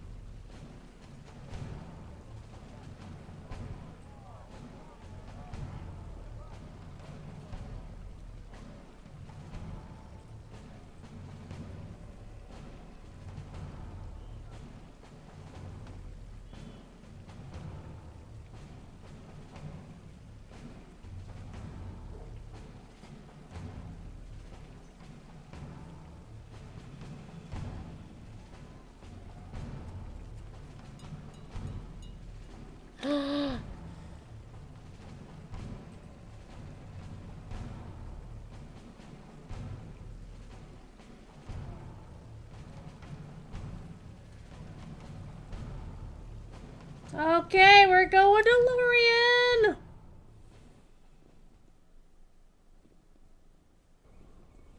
Yeah, so far, Ponton, everybody that I've spoken to have mentioned that they're on the 32-bit client, so it might be a 32-bit client issue. But I don't know for sure. I think Mia was gonna check it out later and see if she got the same issue. I haven't been having the issue myself on the 64-bit client. Oh, I've been here before. It's fine. It's called Adriel. I love it when it's dark out in Lorien, and the blue and the white are like so pretty at night.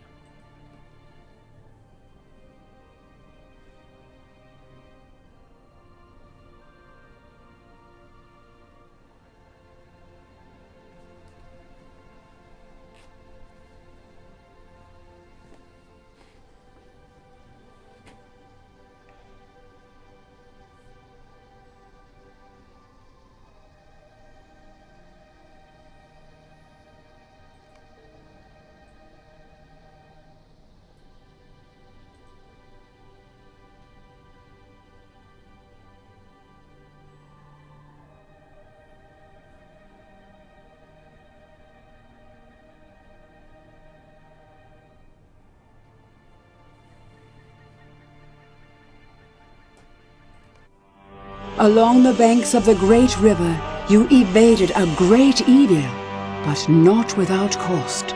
The girl Nona was brought before me, wounded and in pain. I did for her what I could, but her fate is not yet clear to me. Aww. I really wish they could do something about those videos. That would be so damn nice. Oh, hi! For a second there, I thought that was UTD. I'm not gonna lie. It's like, wait a minute. You have journeyed far and have come very close to death and sadness. Aww. And we It is pick nearly up. time for you to depart again.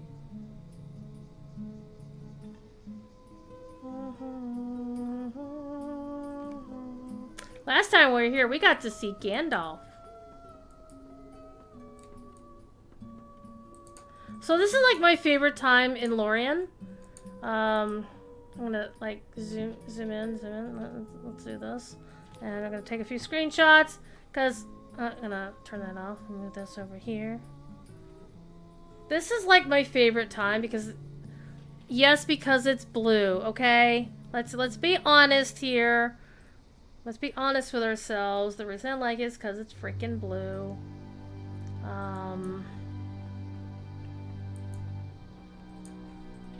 They tell me I was close to death. I remember very little of it. Okay.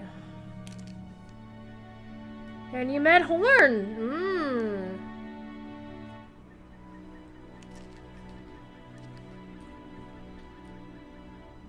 Talk to Horian at Kelurlin, the White Fountain. Talk to Luidros on the Talain Galatharum. Talk to Anglamel at the Talain Milton. Okay, let's go hang out in Lorien, shall we?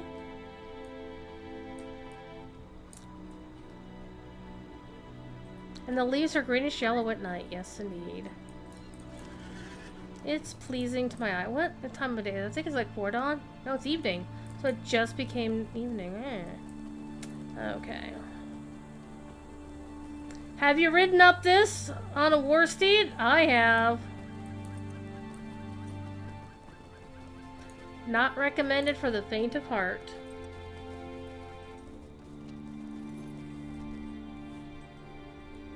This is a place of quiet contemplation.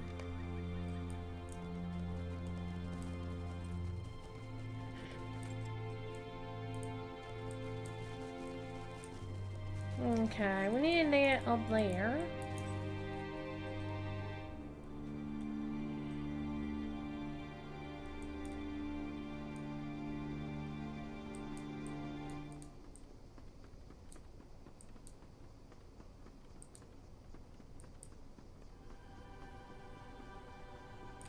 And honestly, part of what I like about it is the blue roofs with the filigree over top. Hell yeah.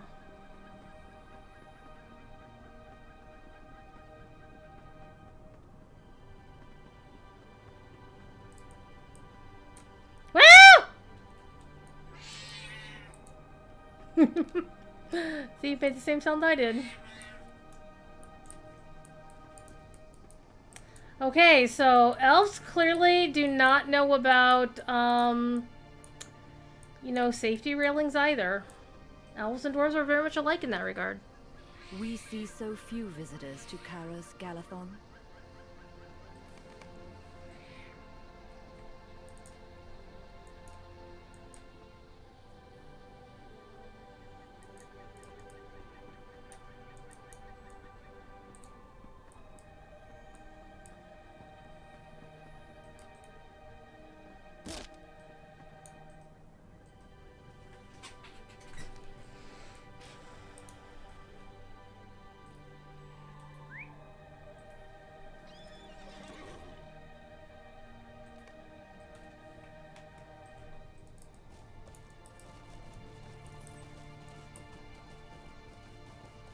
There's a lot of things causing lag. The thing is, Kevin, it's not just Lotro lag.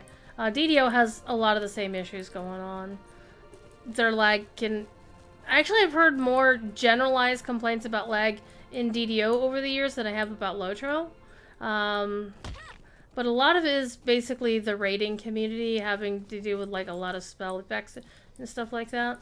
And I think Lotro is finally catching up to that whole stuff. Okay, there isn't a one here, so we'll go, looks like up this way.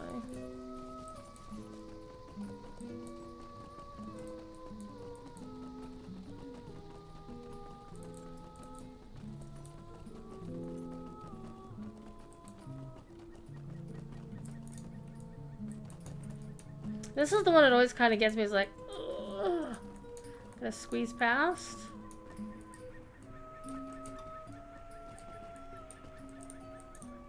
And for those like me who have a thing about heights, this is, do not like.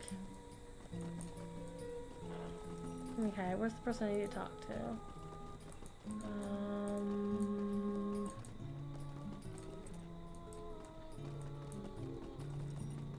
Further up? Further? Nope, right here. Hi. The Malon trees of Lothlorien are the mightiest to be found anywhere.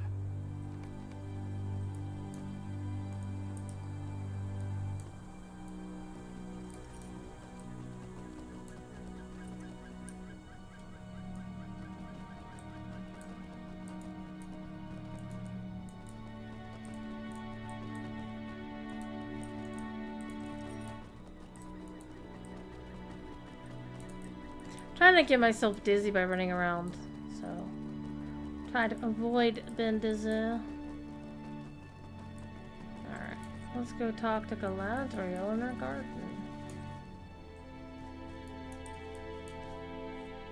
Where are we? Oh, we're way over here. Good lord. Alright, let's go this way.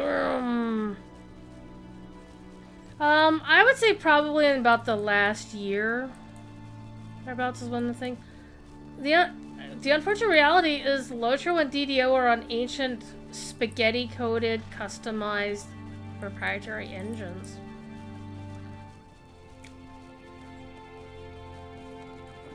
And it's no easy task to just suddenly switch your game to Unreal or whatever. It's far more complicated than switching out the engine of a car.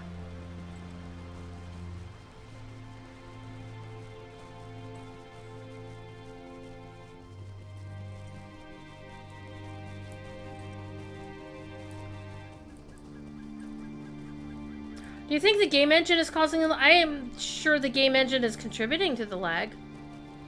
Because it's so old, it's not able to handle a lot of the stuff that modern engines can.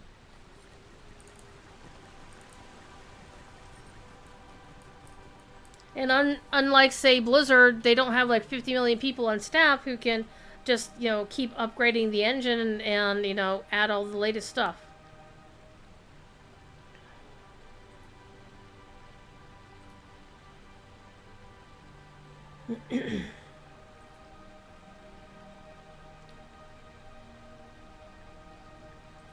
All right.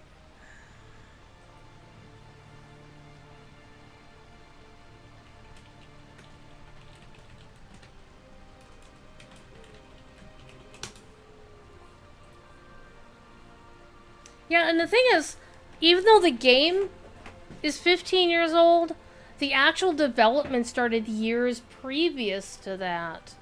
So, I think there's actually at least one person at the studio who's been on the team for 20 years.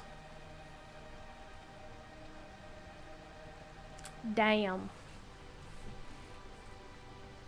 I hope you enjoyed your respite.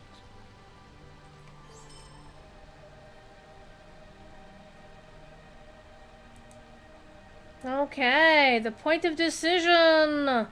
Dun dun dun dun dun. Oh, is this where we get to do the Parth Gallon thing?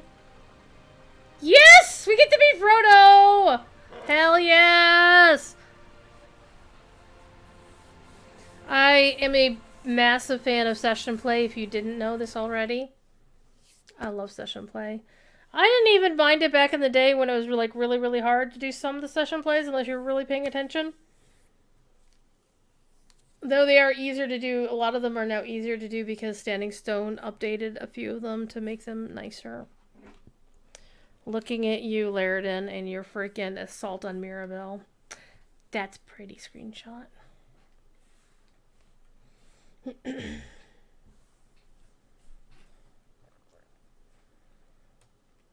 Yeah, Chris Pearson, I think, is one of the longest Standing Stone developers, actually. There goes Chris. And I think Maid of Lions is there just as long. We always knew that the Company of the Ring would face the difficult decision of what road to take. We simply did not know how soon. I hate getting these every single time I do a session play.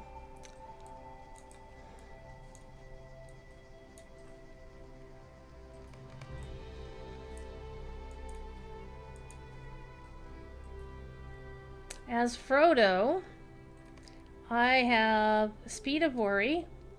I get a Quick Sting. I get the Stoop for a Stone, so throw a stone, and then I have a Put on the Ring. What is my decision? Well, I don't have a decision, dude.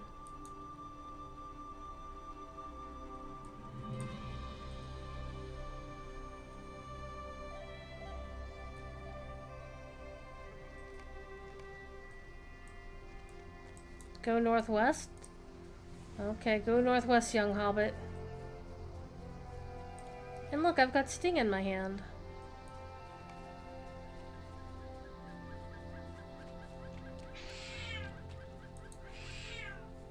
Thoughts of Elrond. Giddy. The music carries this game. I wouldn't say carries it, but it's definitely an important part of the game and makes it that much better. Maid of Lions showing sometime 2005? Really? I did not know that. I do remember Chris Pearson recently said in an interview that he hadn't really delved into the lore that much before he started working at Turbine. Which I thought was really fascinating, actually. Considering how much he just, like, jumped in there.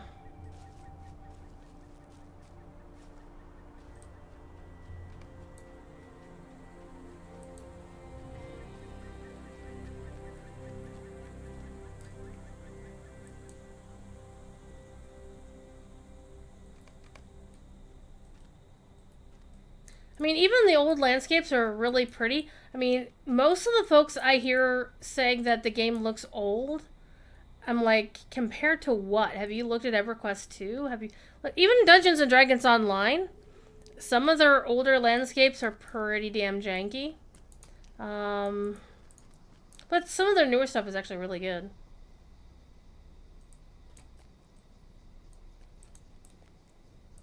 But I think Lotro definitely wins out in this one. I mean, the DDO Ravenloft expansion, oh my god, that is so atmospheric, and it's like being in Halloween Town.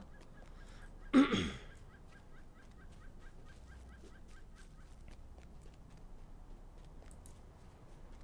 mean, they did a really good job with Ravenloft, and Sharn is actually really good, though I don't think it had quite the same sort of depth as Ravenloft did. Fables of the Feywild is just gorgeous, I'm not gonna lie. Saltmarsh is pretty interesting, but it definitely harkens back to this is how a tabletop experience feels like, and that's okay for what it is, in fact. Lots of Gandalf. The White Wizard now. Hi, kitty cat.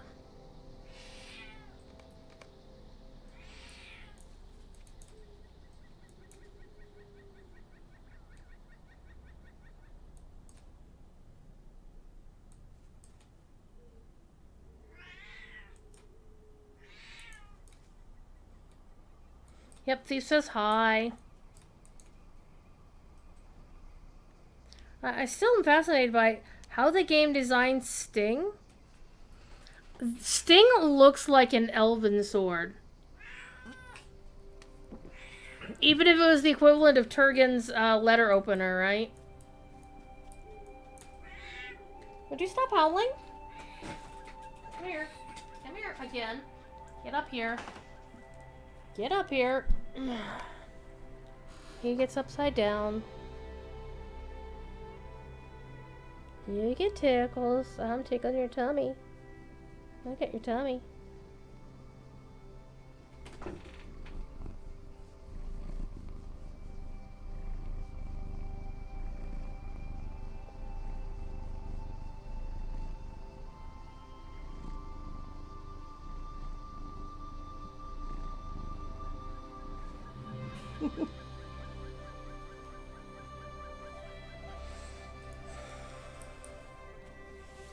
Consider thoughts of Bilbo, that dear old hobbit.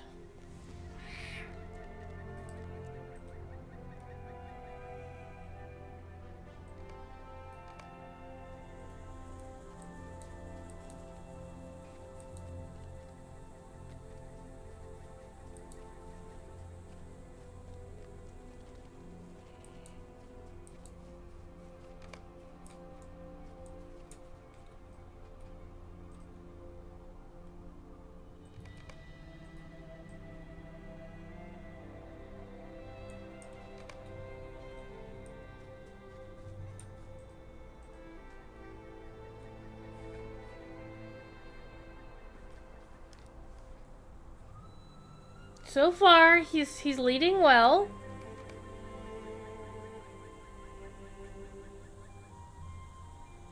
Still okay. Asking permission.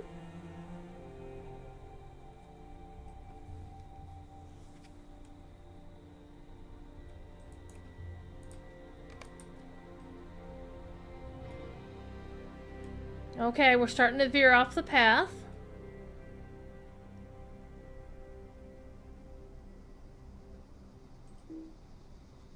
And now we get a little bit of lag.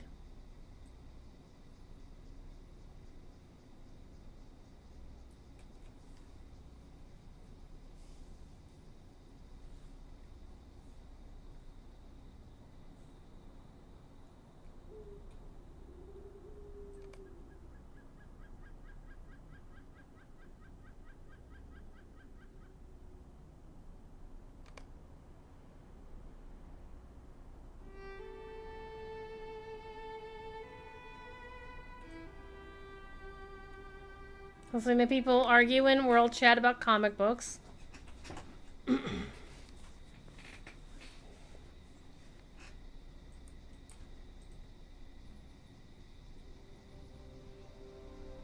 So we should go to Minas Tirith to protect Gondor. And now he's completely fallen off the rails here.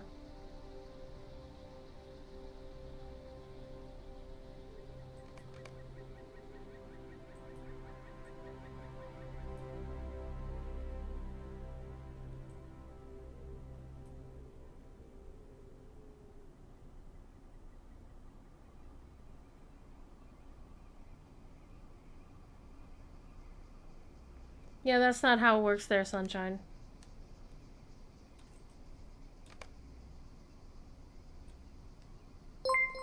Elda with the resub! 33 months.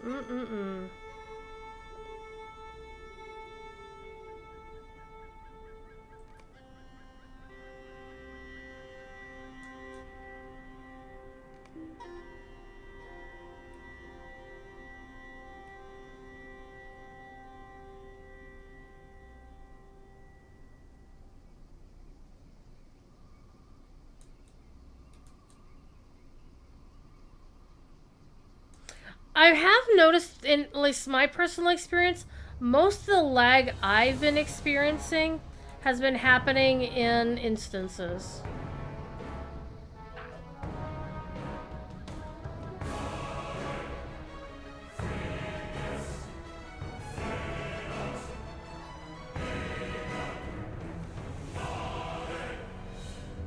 And I think that's why DDO has been experiencing this longer than Lotro has. Simply because DDO is primarily an instance game. Like, all of their quests are instanced.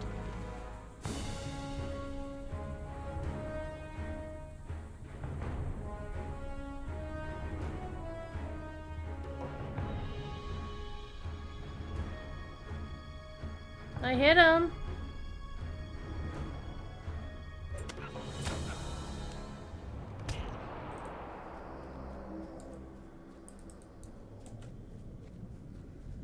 We're going this way.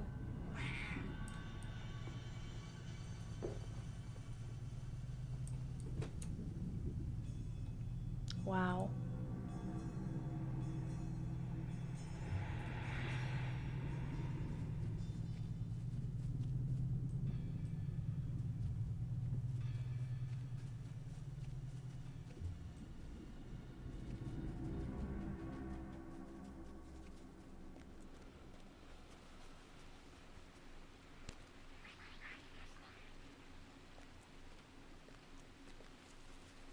I do like the effect of what you have the ring on. Because you're seeing the unseen world.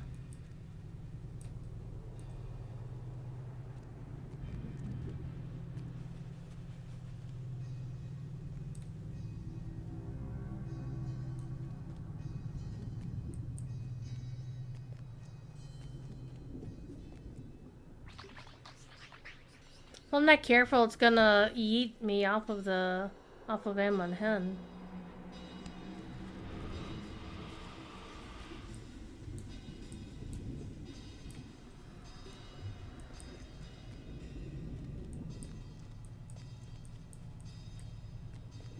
Munchkin had French bread toast and sunflower seed butter. I need to start getting these cool butters you keep talking about, Elda. Generally, there's only two kinds of butter I tend to get. Well, one is margarine, is I get the Country Crock churn style as my primary butter thing. And then for a little extra snack, I go for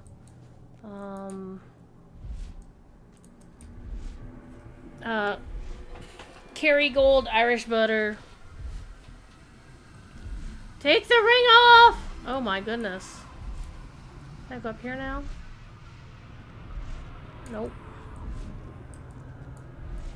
Take it off, fool! Take it off. Take off the ring.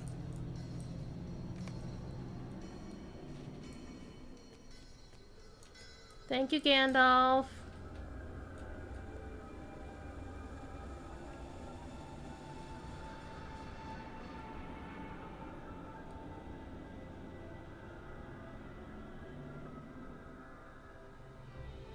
Can I still go up there by myself? Nope. I want to go sit on the seat of Amon Hen as Frodo. Alas.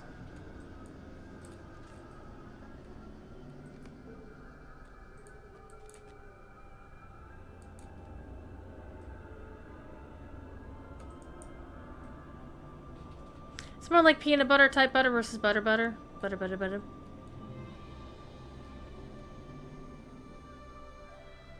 But still, I mean, I like peanut butter, but none of the alternatives would be nice. Like, I've had almond butter before. And I'm very sad that I'm out of the almond cakes that I picked up when I was in Boston. Cord and I went out to food, and we went to this place in Chinatown that made these amazing dumplings. And then across the street was an Asian restaurant, or Asian supermarket. And he said, as we were passing, there's like, oh yeah, these almond cakes are really, really good. And so we wandered through the store, he got whatever he's getting, and on the way out, I'm like, you know, I'm gonna get those. So there was this big box of them, and in the month and a half since then, I have snacked on all of them. And now I need to go find my local Asian market to see if they have them. because they were so good. Fuck reduced awareness. This is one possibility among many. It is a troubling one, to be certain. Okay. You will need a guide to bring you to the Falls of Rauros. Yay! We get to meet Coradon! The River Walker. Let's go meet Coradon. This is exciting. No, Elda, I did not know you were addicted to that stuff because you've been talking about it incessantly.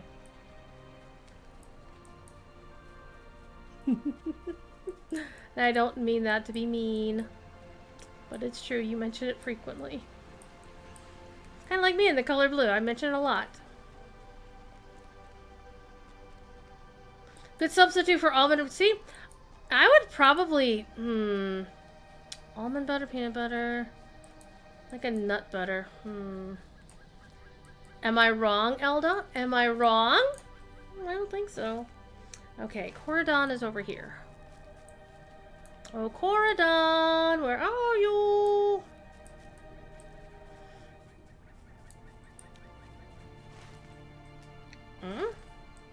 Don't tell me he's up there. Oh, he's up there, isn't he? God damn it. Let's go up to the freaking Talon.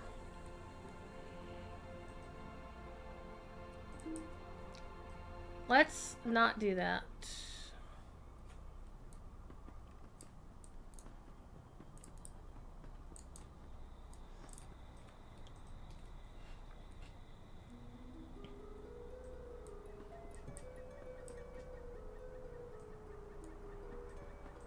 One on each counter by the toaster? Okay. The lady has spoken to me about this, and I would refuse her nothing. Okay, boat and paddles, and supplies of food for the journey. Okay.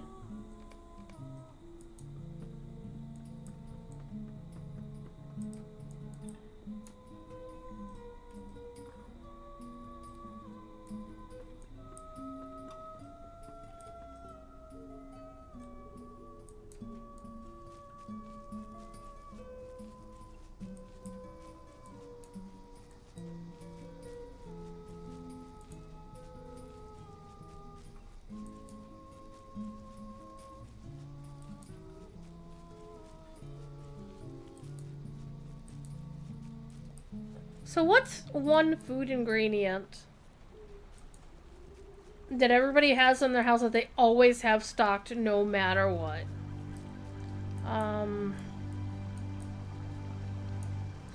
Whee!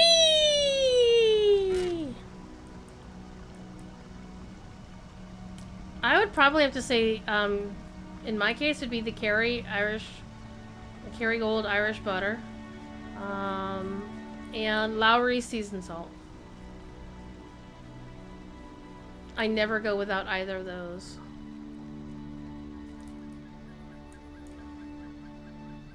Okay. I think we're gonna get a delayed react. There we go. I was like, how was I still walking? But then again, I've yeeted this character. No, I've yeeted Sapphire off the pier. Yeeted my other hobbit, a hunter, off of the pier in Minas Tirith without dying. Without bouncing off of anything as well. I think Ponton was there for that. I remember you going, what? I would laugh so hard. It's like, what? I gotta go up, up, up, up, up, up, up, up, up.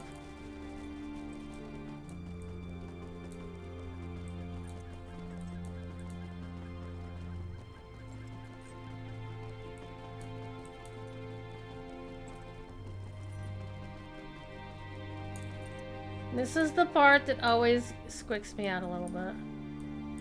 Oh, see how pretty it is with this, and with the stars on my. Oh, this game is so pretty.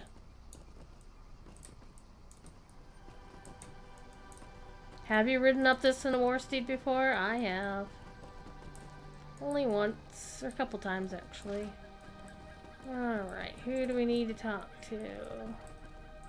You over here. Hi.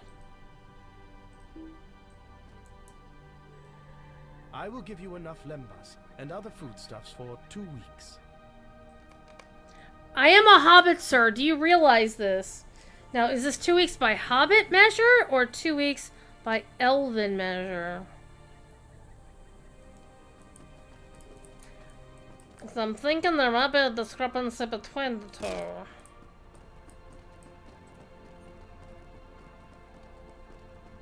There might be a slight difference between the two. What do you think, chat? Though, honestly, to be fair, I think the joke about, you know, Merry and Pippin eating, like, a whole wafer, like, one small bite is enough to feed a full-grown man for however long, for a whole day. And, like, how many did you have? 3 or something? I'm not entirely sure.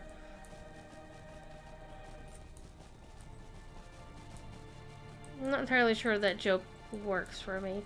Kind of like the whole joke about Eowyn being a terrible cook and any of the jokes involving Gimli, because dwarves are a very proud race. And I'm thinking, yeah, a little bit of levity hither and yonder, but Peter Jackson can do wrong.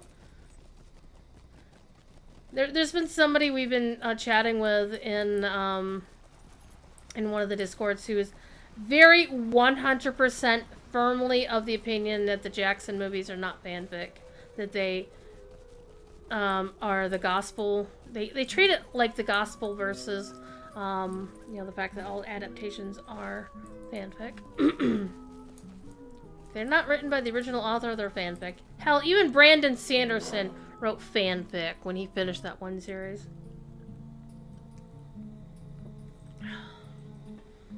Like when that other person did the Douglas Adams book, fanfic. The last time I traveled south, orcs were gathering on the river bank. Okay, go talk to Nona near the House of Celeborn.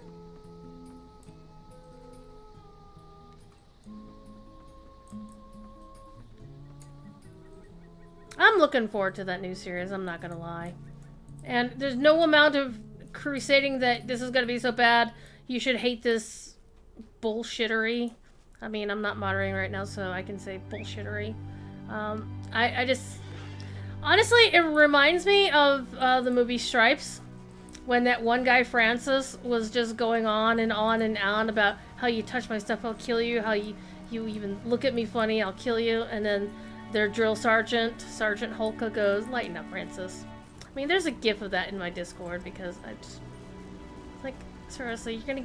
And to quote one of my other favorites, General Jack O'Neill, and, like, somebody was ranting in his face about something, and I don't even remember what the context was, but he, you know, just basically casually, you know, replied to the person and said, you know, you act like this, it's just gonna give you gas.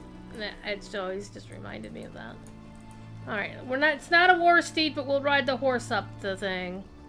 Stargate, yes. Well, I don't remember specifically which episode. I do remember it was after he got promoted to be general and in charge of the SGC. But yeah, Stargate was amazing. I love that show. Until they turned it into Fargate. The folks from Farscape on it. Like, I didn't care for those seasons very much. Wadu Sword is thirsty for more adventure. Let's go! This land of elves is a long way from Enidwaith. A long way from my people. Okay, we're gonna go talk to Corridon in Haldirith. Let's go! You love the movie, never got into the show? I actually recommend the TV show. It starts off a little rocky, but once you see Richard Dean Anderson reach his stride as O'Neill, oh my god, he is so funny. Like, the character of O'Neill in the movie was such a freaking hard ass, played by Kurt Russell, and I love Kurt Russell, I love James Spader, I love everybody else in that movie. We once stole the kid who played Skara. We stole him and took him out to dinner once when he was a convention guest. We took him to a Mongolian barbecue in Minneapolis. He enjoyed it. Good dude, actually, Alexis Cruz. I lent my favorite bow to Fimloth, and now she has lost it. Okay. We're gonna go hunt orcs.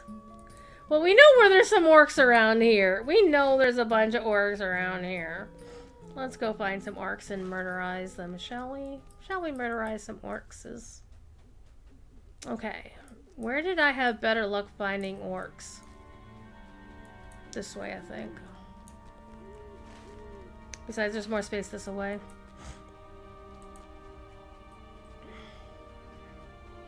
I have a series of stupid-ass, silly, chibi art I did of a lot of the characters from the show. And Atlantis as well. And I think I got the biggest laugh out of Chris Judge for my sketch of Teal'c. I did one of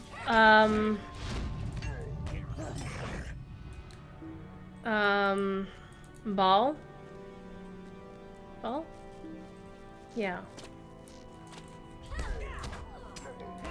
Cliff Simon's character Ball. And it was like, you know how they have the hand device that, you know, melts your brain? So I drew a picture of his a chibi of his character holding up the hand device with this grumpy look on his face, but I drew a little happy face, a little smiley face on the hand device. It was hilarious. But the biggest laugh I got was Chris Judge. He saw my picture of Teal'c, and he grabbed it out of my hands and took it over to Michael Shanks and said, look at this, this is so cool.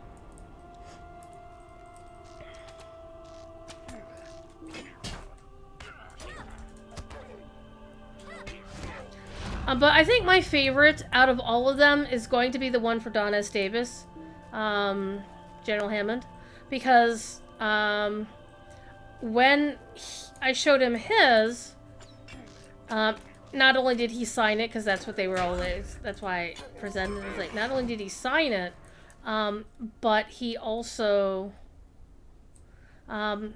basically, you know, we just had this quiet 15-minute chat about art.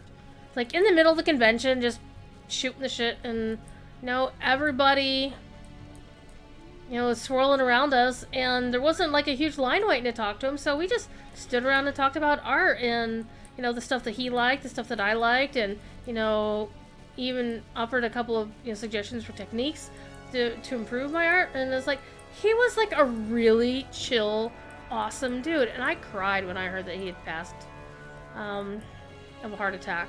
No less. I mean, they mentioned the actual out-of-character reason. Where is everybody? They incorporated it into the TV series at one point when they renamed what was going to be the Phoenix. It was going to be the name of. You did not find the bow. Nona and I did not either. Amanda's ship was going to be called the Phoenix, but they called it the General George Hammond. About the Ding 74 here, kids. Let us take a detour to Stangard, so I can thank Horn. I have been summoned to the aid of Rohan! Okay. Well, let's do this shit. No, I'm not even gonna take this. I'm just gonna take the Stable Master. Megavanen. 74. So wait a minute, chat. Is it 74 that I lose access to my thing? No, maximum level of 74. When I hit 75, I lose access to the Outriders token. Which is great, because I still have this, level 75 pocket item ready and waiting. It's very moist. I want to get a quest item. Oh, yes! Talk to the Rohirrim across the bridge. Okay, but first we gotta go to Stangard. Rohan awaits!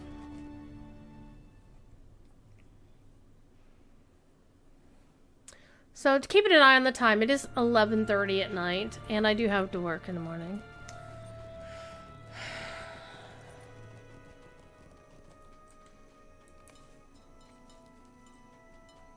Where did Horn go? You will looking for Horn. Good. Take him with you. Okay, you jackass. Jesus. Where is he? Are you just chilling, Sobert? Okay. We're not going to do Sobert's questline because Sobert, that's going to lead into the story of what happens here, which is not a very nice questline. Well, no, the questline is good. The story is great. The events in the story, not so much. They're very sad.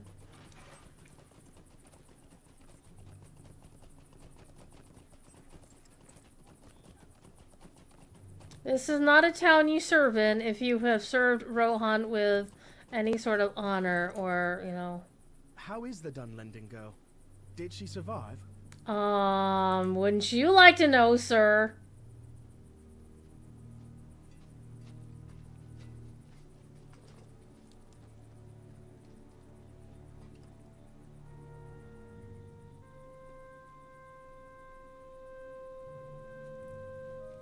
You're harping your writing supplies.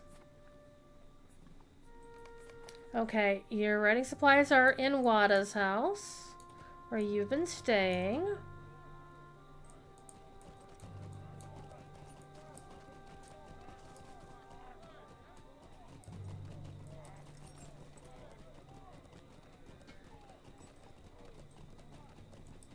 And your harp is in the tavern, which is over here.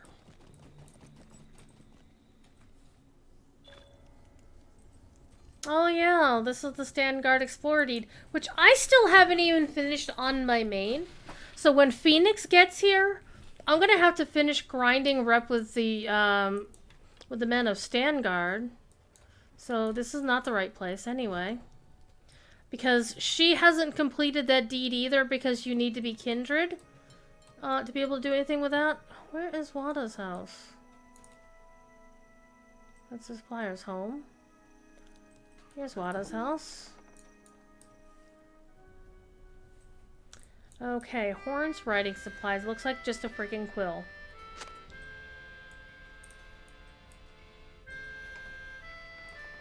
I thought that was the tavern, but no. I just saw the sign and misunderstood. Okay, so the tavern is this way. Is it not? Oh yeah, the tavern...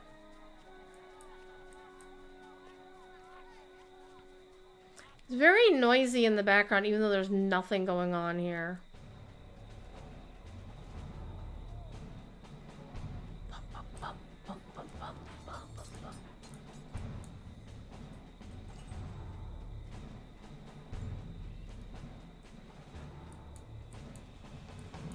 So for those who don't know, Professor Corey will not be doing his Grifflet stream in 2 weeks, but he will be doing a special Grifflet stream from Mythmoot that everybody will be able to watch on the Signum channel. So it's promising to be really, really awesome. And that's one of the few Mythmoot things that will be available to everybody to participate in or watch, because most of Mythmoot is, you know, you pay to get the Mythmoot. It's an academic conference. You're gonna pay for it somehow. Why are you gonna leave the harp just on the floor like that? Really? Really?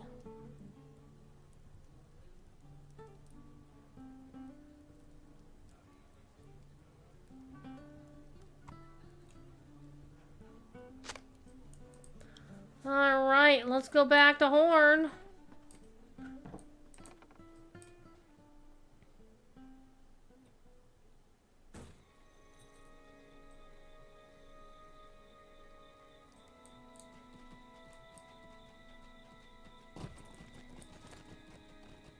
Had to paint the horse. Moon! This is the last time we'll see the moon in full. Once we cross into Rohan, it will no longer be a full moon. What? You didn't know that, did you? Game? I am not welcome in Stangard, but where can I go?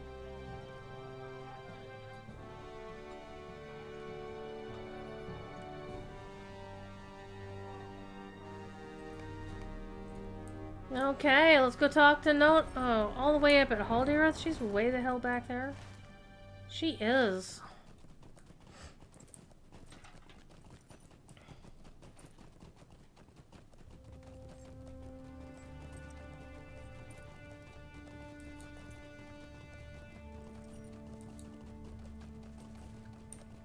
Your aid is welcome, friend.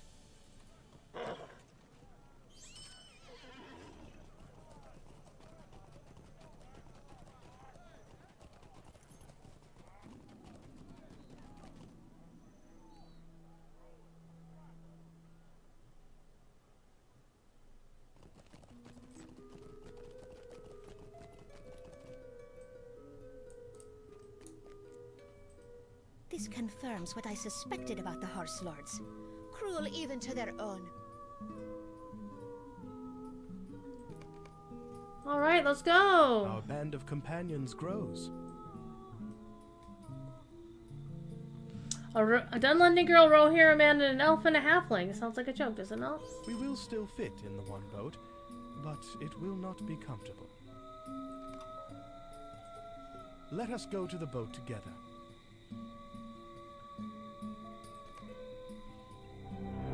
I have journeyed on the great river often, and know its swirls and eddies like no other elf.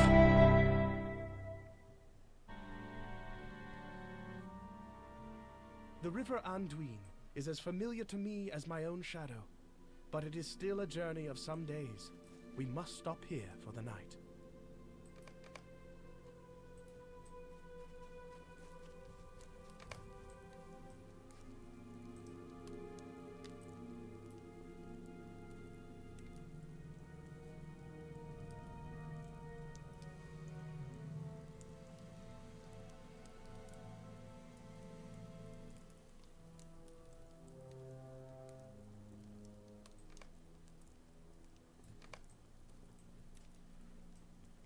Somebody smitten.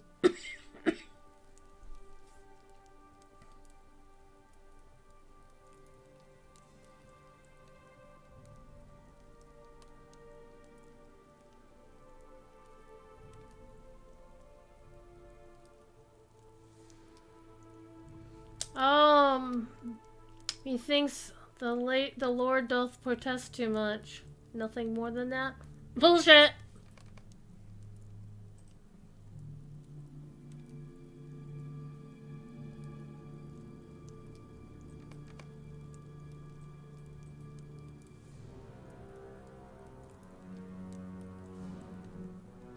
Oh, your sister Sigileth. Oh yes, we know her.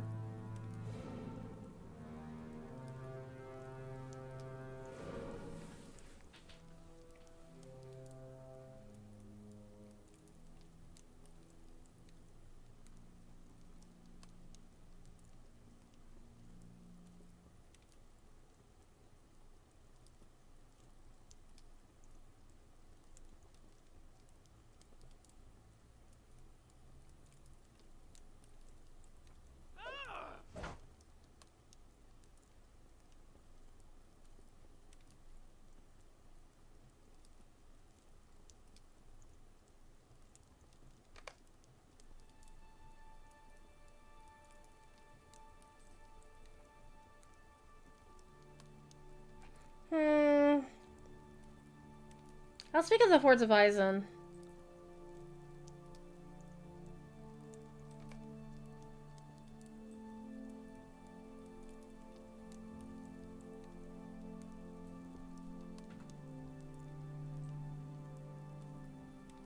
More flocks of death at the hands of Elhelm. Hell yeah.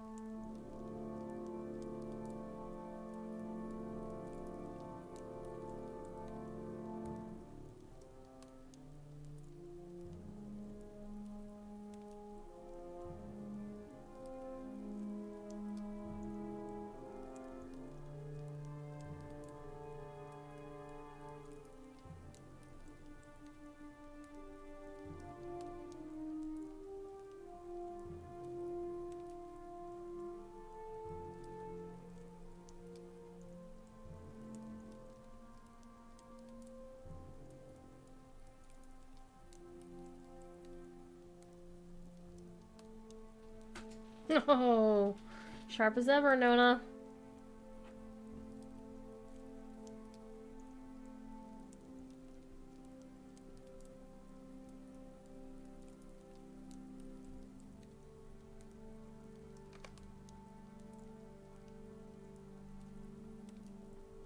Wittergende. Feckless Fengel, fool I name thee. Grief shall be the get of thy greed. No lord of your line shall long live. Upon thy seat no sun shall settle. Kin and kingdom your craving hath killed, until the night of the mark is mended. The might of the mark is mended. Wittergende. Okay.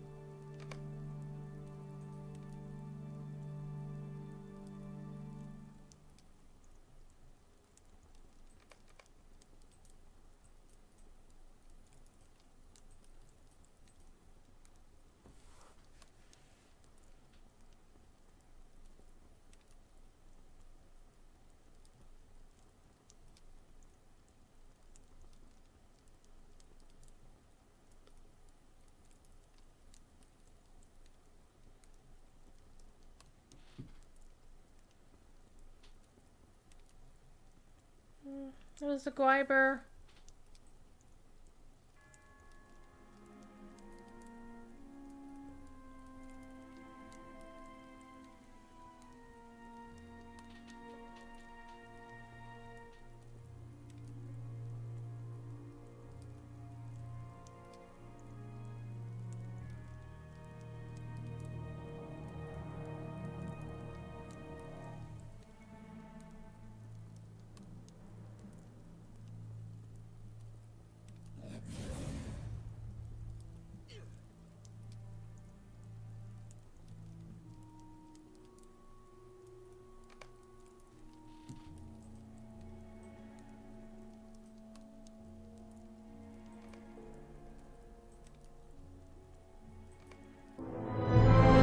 Behold, the Argonath, the pillars of the kings.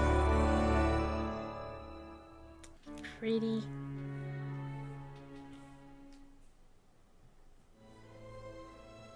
Here we are. We're actually in Rohan. Ah!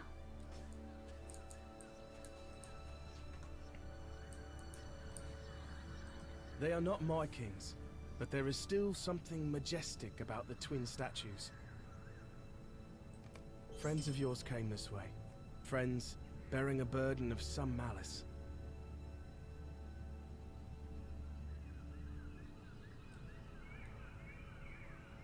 Okay. Let's talk to Nona, the shadow. I do not trust this Framric, but Horn wants us to help him.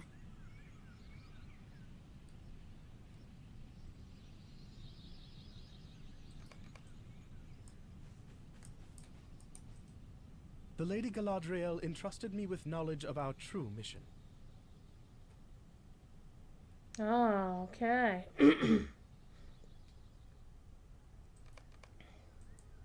Let's go pick up sticks and shoot some Uruks in the face. Come here. I know, they do make you jump, don't they? A Swerthund.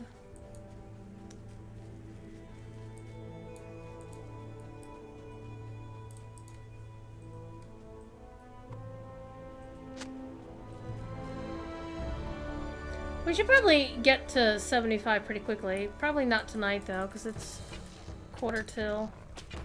We just hit 74. But killing 77s is gonna definitely help. Not gonna lie. Not gonna lie. Give me some more sticks to pick up. And some Uruks to murderize. How dare you not look at the screen the entire time? Pontiff been very. How dare you, sir? That was fine.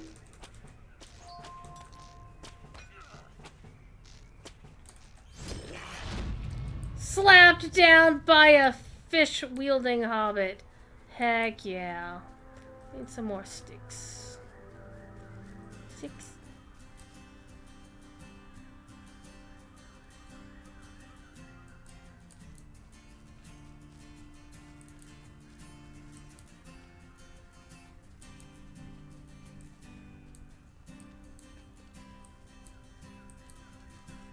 I love this piece of music. It starts sounding like a piece of music from the Shire. I think it's a lot of the same sequences, but then it goes its own way.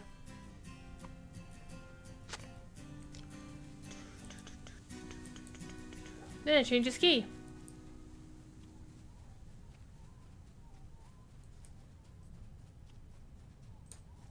Look, Mom, no hands.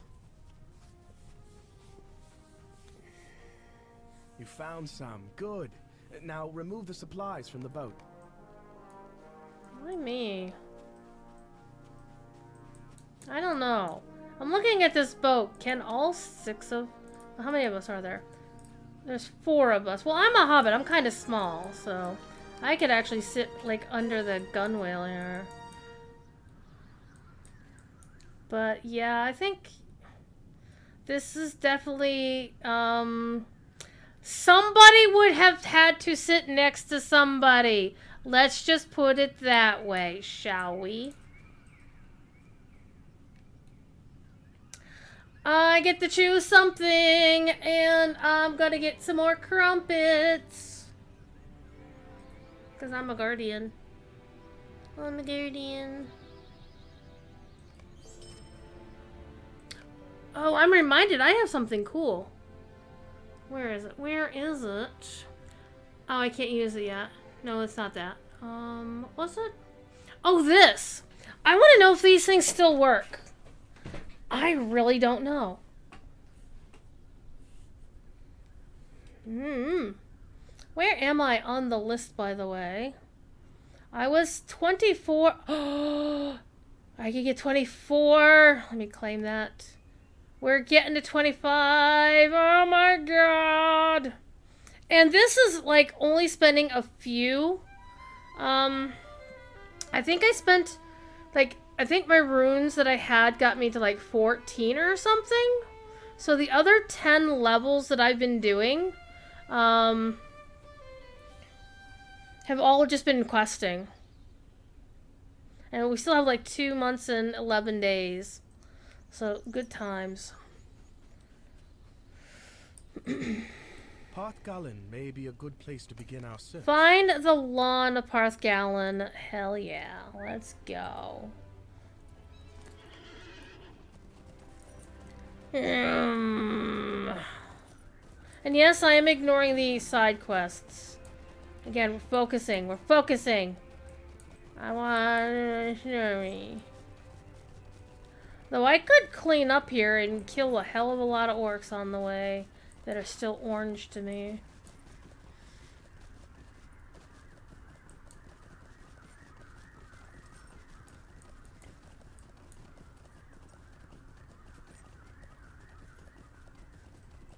So tomorrow should be fun. Tuesdays are generally fun because that's when they announce new downtimes for both games. And also, Tuesday night is Exploring Lord of the Rings with Corey. And we are going to the Yondershire, actually. Corey is going to go look around the Yondershire. It's going to be a lot of fun. And if you watch the Lotro, Elda, I do apologize. It's probably going to cut into the same time that you're streaming your show on the official. But I think we start at 9. I want to say 9. But Corey's going to take Grifflet to the Yondershire and start doing as many quests as he can. And that'll be Thursday the 23rd. Live from Mythmoot. It'll be on the Signamu channel.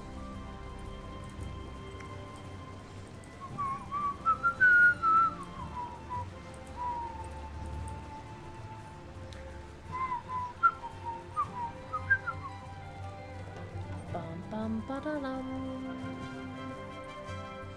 Bum, bum, ba-da-dum, ba-da-dum, ba-da-dum.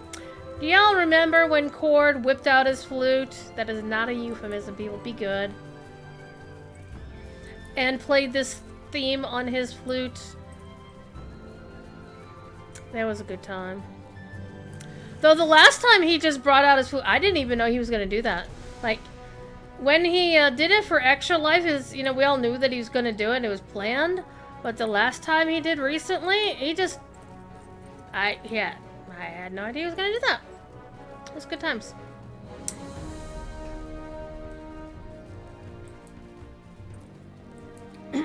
The time when he got the music from Bill Champagne, was playing the Gundabad and Scarhold themes. Oh my god, it was so good. Well, there's a bunch of dead orcs here. These are my favorite kind of orcs.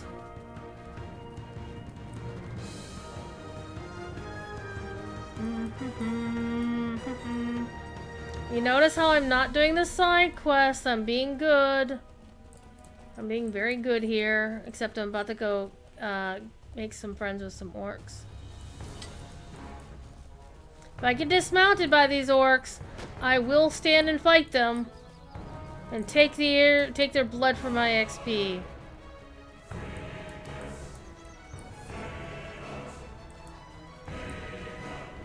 So what's really cool is there was a recent piece of music that Bill Champagne wrote that had a chorus-like sound in it. Squirrel! And, where's that backpack? Oh, no, not these guys. Not these guys. Okay, before we do this, let's pick up the Stable Master. Rodwen. Oh, all these beautiful people. Hi. For those who have never done the Midsummer Festival, the wedding of Aragorn and Arwen.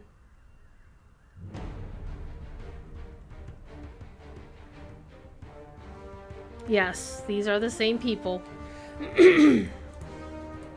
Okay, let's do the Boromir side of that conversation.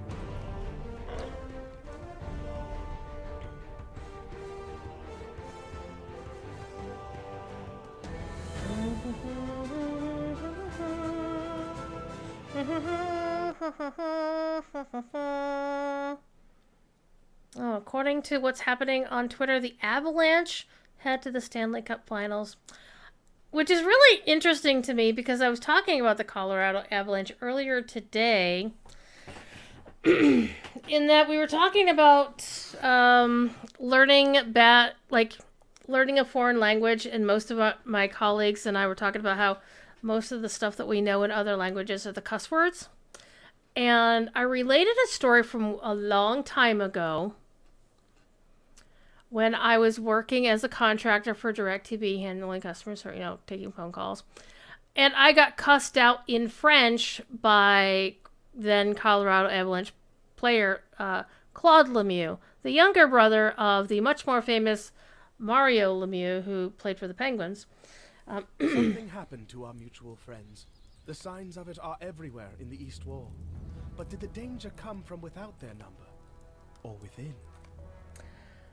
And I very calmly responded to him in French, cussed him right back, but I did so in such a calm voice.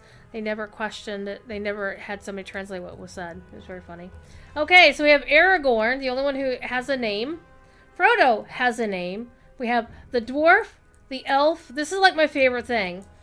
The halfling, the other halfling, Frodo's servant. But Frodo isn't here. And so this, of course, is coming from Boromir's perspective.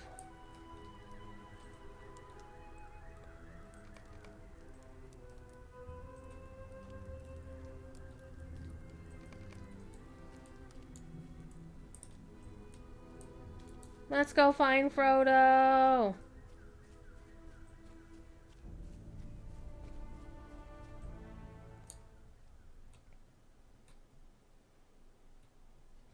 Well, at least I didn't have to run the entire damn way up here, right?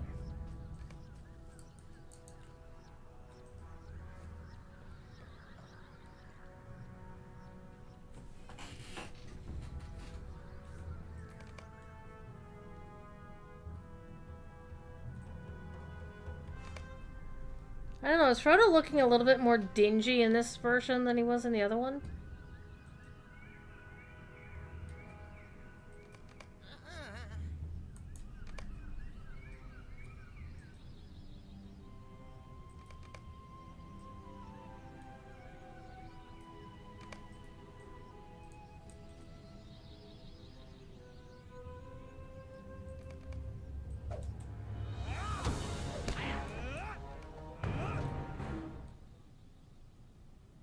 Ah! Search the leaf pile.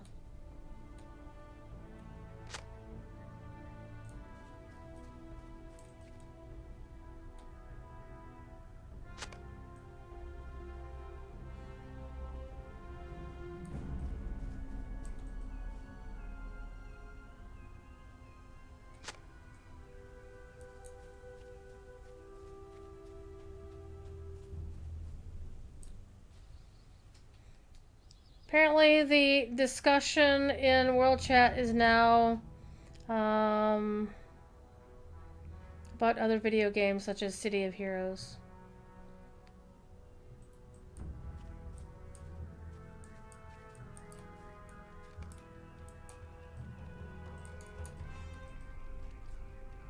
What have you done?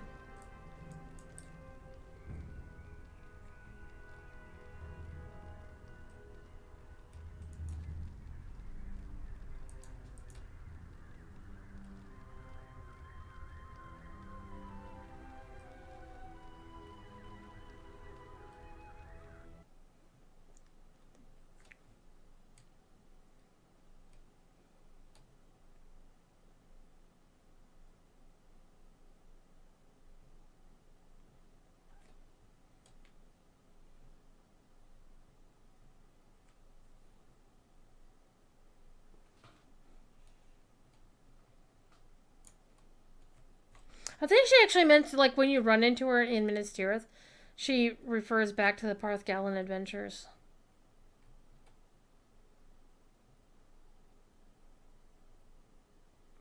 Where she and her crew are definitively the B string. Definitely the junior varsity team.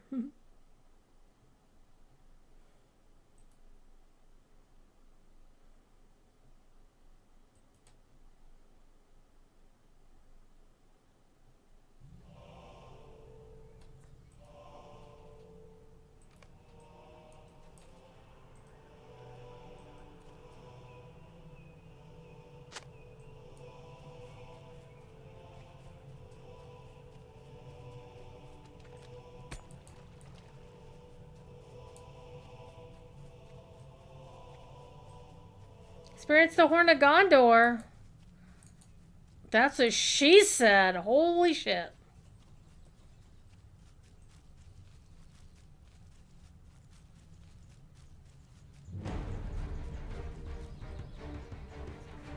Why are we running? Let's ride.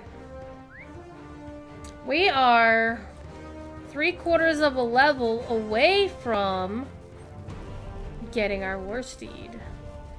Well, technically I can get it now if I wanted to, but I'm not. I'm gonna wait till I actually get it naturally in the story.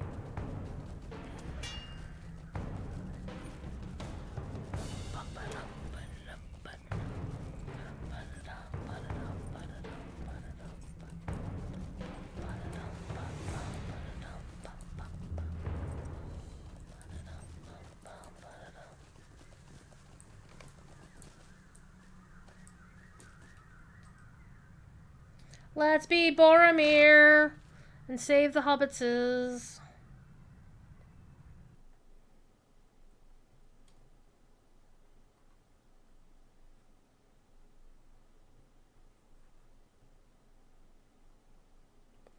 What I want to know is how they got, like, to the north of Parth Galen. Because, you know, this happens very far away from Parth, you know, the lawn of Parth Galen. This is a little strange to me. Arrgh.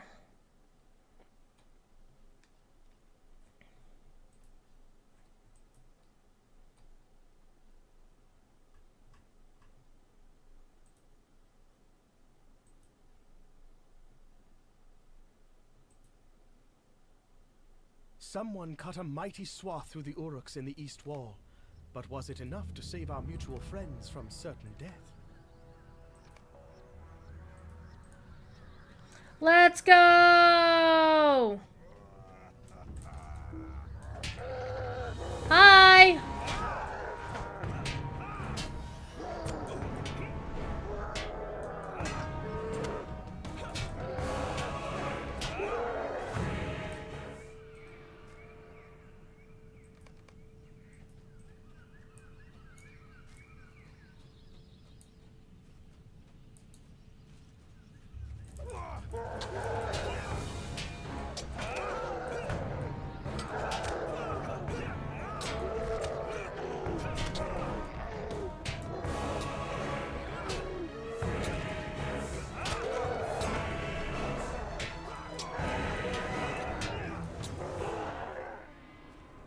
So you notice how Merry and Pippin are, they look pretty clean? Whereas when we ran into Frodo, Frodo looked like he had, like, rolled in a pile of poo.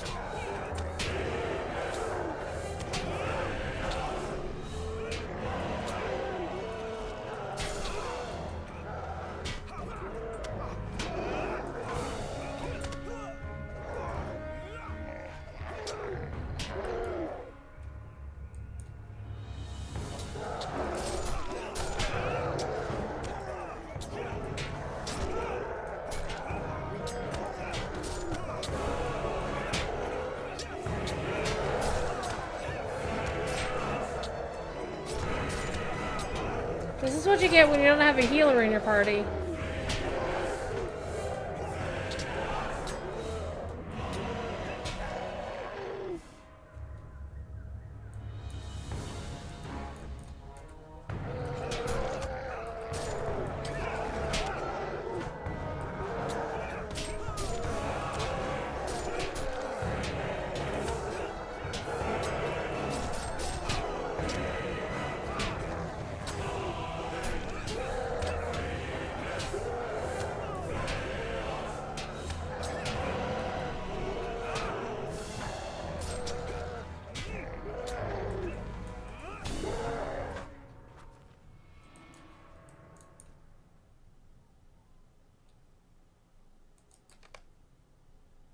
Let's blow the Horn of Gondor!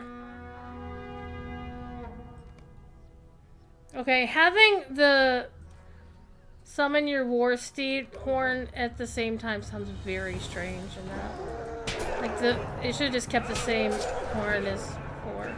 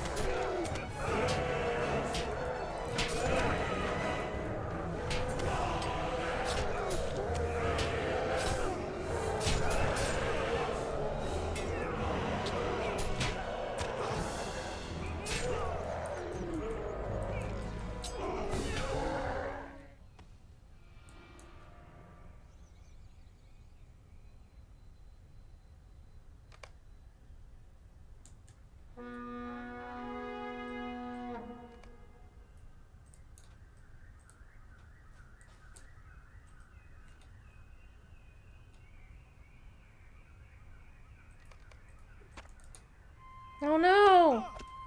Ugh.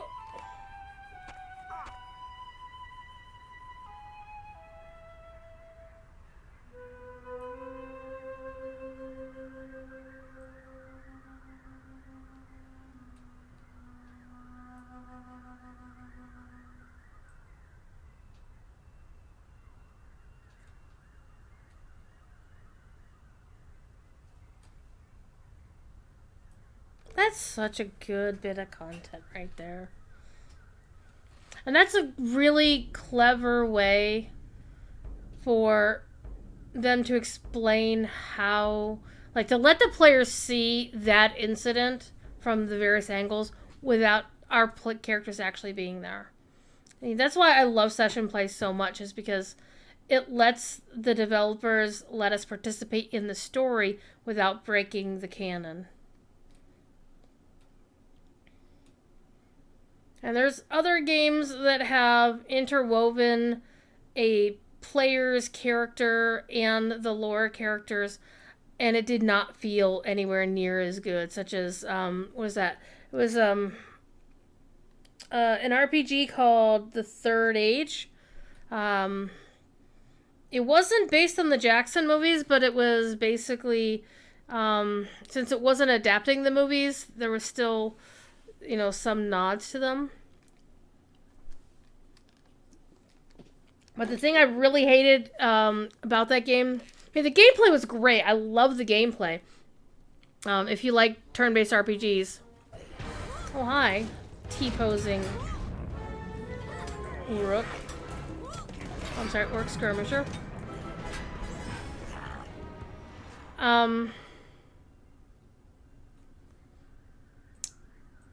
Is that it spent so much time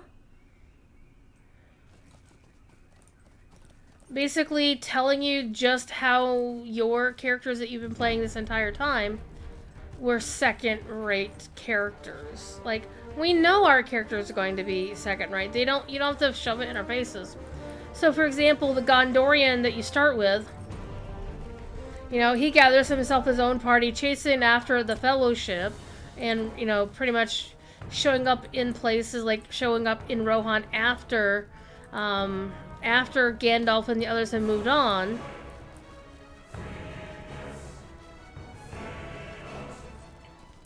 But before Grima, you know, does whatever, so you have to fight Grima as a boss, and he actually kicks your ass.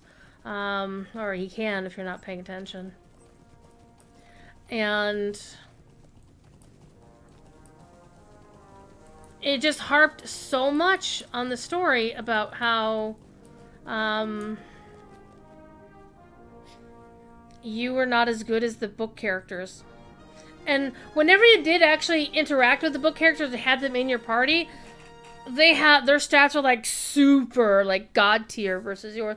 It's like, you're just nobody compared to these people. And at least in Locho, you're somebody, you're just not the same kind of somebody. You're not like a Galadriel level, you know, elf, or a, you know, Aragorn level human, but you're still respectable, right?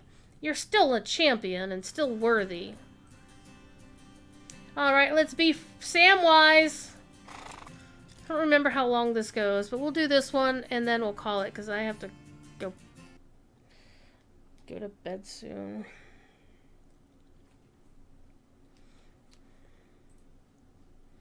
And that's a harp I will play for many, many years, because it's one of my favorite things about Lojo, is how they let you be part of the story without taking the place of the book characters, without making you feel like you're, you know, a second stringer.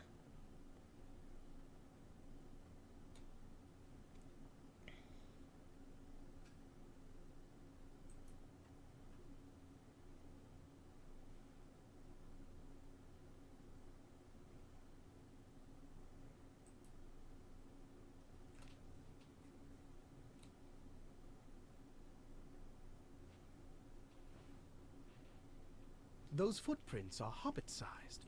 What became of our mutual friends on that dangerous day? I hate the fact that it basically turns off all of your settings.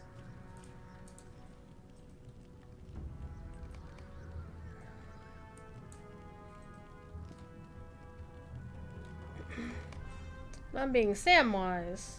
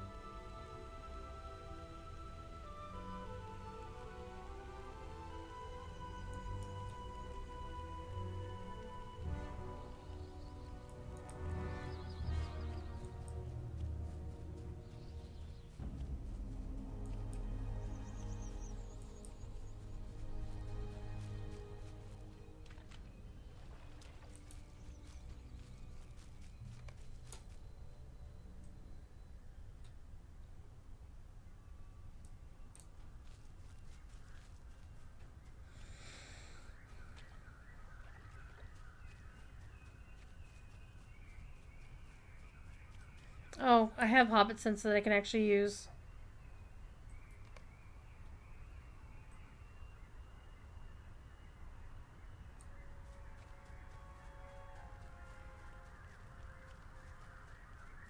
Those are pretty boats.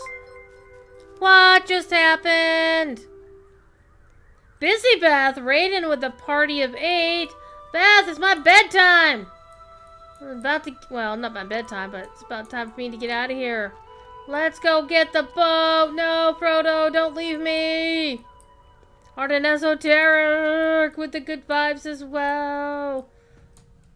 Yay, I'm in a boat. Hi, Frodo. You're going and I'm going with you. I love these boats. They're so pretty. Okay.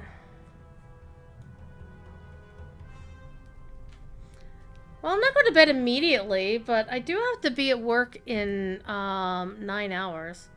So, you know, I have to involve the commute. So, you know, I'm probably going to play No Man's Sky after the stream ends for a little bit. A little bit, people.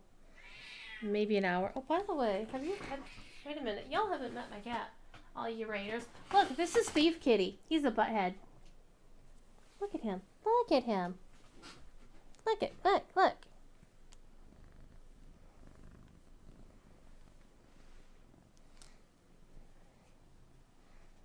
This is Steve Kitty.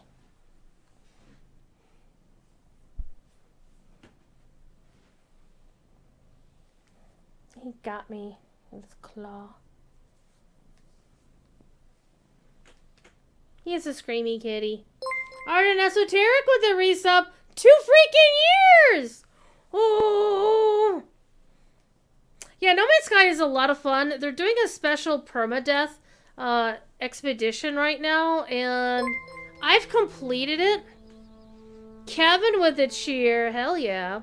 But there's I want to actually play it again now that the community has unlocked an update to it that makes things easier.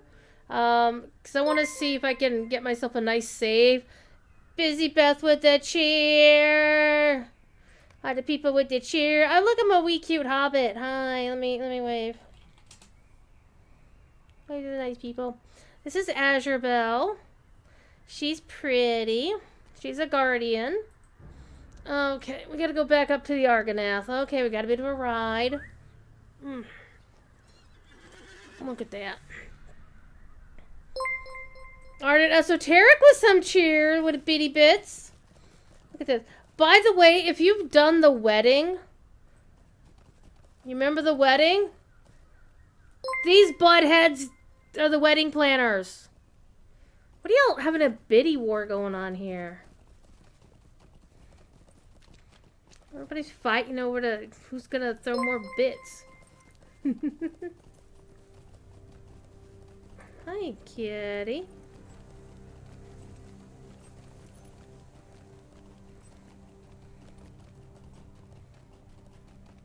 Okay. I'm trying to remember the road here.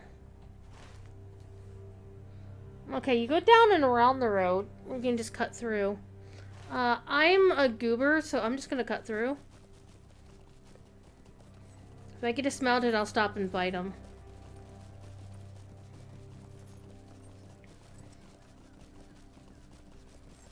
But whenever I got a long ride, I don't mind the cat demanding attention.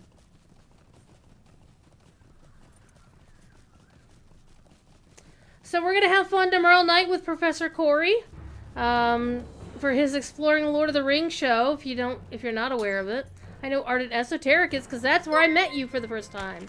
More freaking bitty bits! Oh my god, people don't throw bits in my channel. What the hell's wrong with you people? What's wrong with you?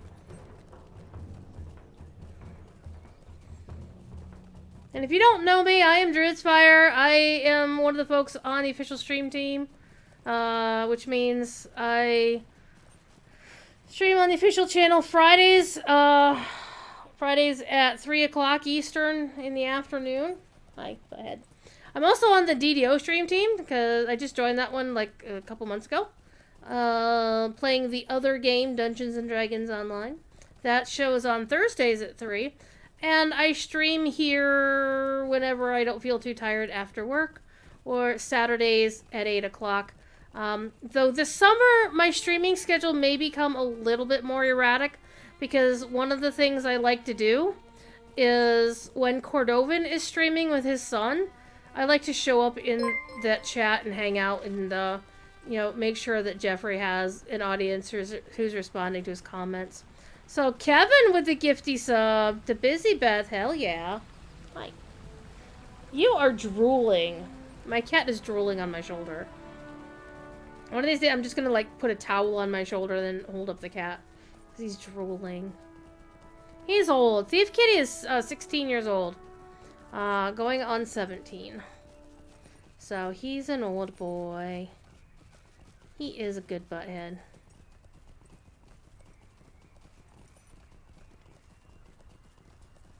That's why he gets away with so much, because, he's old.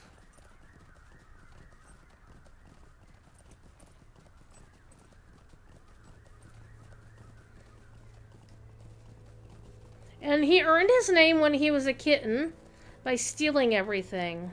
And for the longest time, he would steal the mail. I'd find pieces of mail upstairs in my bedroom when I'd wake up in the morning. Because he'd go down to the kitchen and pick it up, jump up on the counter, pick it up from where I leave the mail, and just drag it upstairs. And sometimes he will howl, like, "Hey, look, Mom, look what I caught!" Like, you damn cat. He likes to take coins around the house. He likes to, which I don't let him do, by the way. The rings, the plastic rings on milk jugs, he loves those. I don't let him do that either. Like ponytail holders. Hey, hey.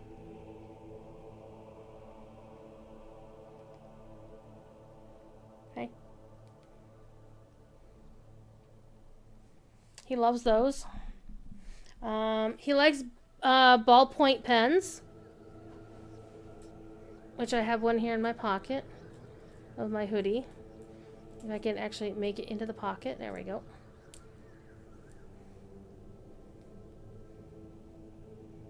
Come on.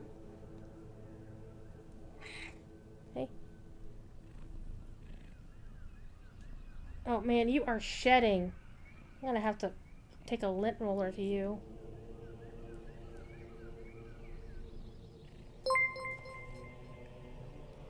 Baldric with the bits. Oh my god, a hype train incoming? I have had maybe 3 hype trains. No, 2 hype trains ever. Ever. Look at that. Look at you. Look at you. Oh, Kevin a gifty sub. Look, it's a hype train. It's an actual legitimate hype train. Yes! The Good Vibes crew bringing in the hype. Just a little bit more and people can get freaking emotes and shit. Hi. So, Beth, what did y'all do on Monster Play Monday? Did you kill some good guys? Did you kill some good guys? Please tell me you killed some good guys. Because if you didn't, I'd be so disappointed in you. Disappointed in the creep side. Hi. Hi. Art and Esoteric with the cheer. Heck yeah. Hi, kitty. What are you doing? What are you doing? Get off the microphone. Get off the microphone. You are such a goober. I'm trying to do questing here. We only got a few good guys tonight, though. Aww.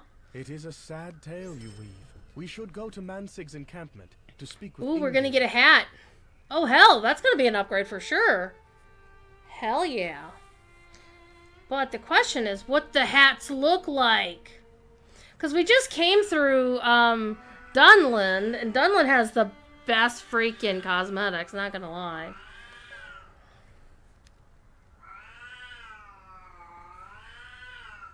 This is what my cat does while I'm trying to take work calls.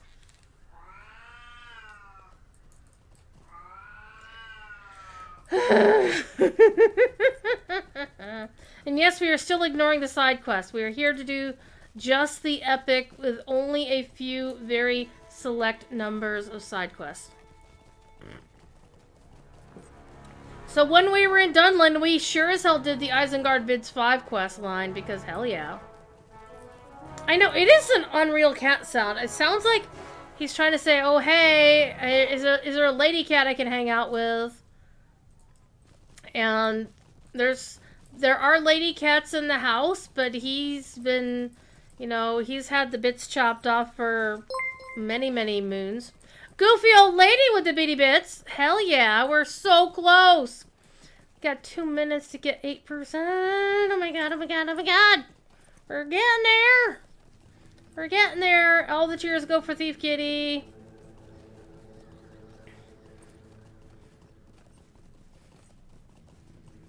Anytime I get a Twitch payout, a lot of that goes to the cat. Because he's worth it. It's like Maybelline, you're worth it.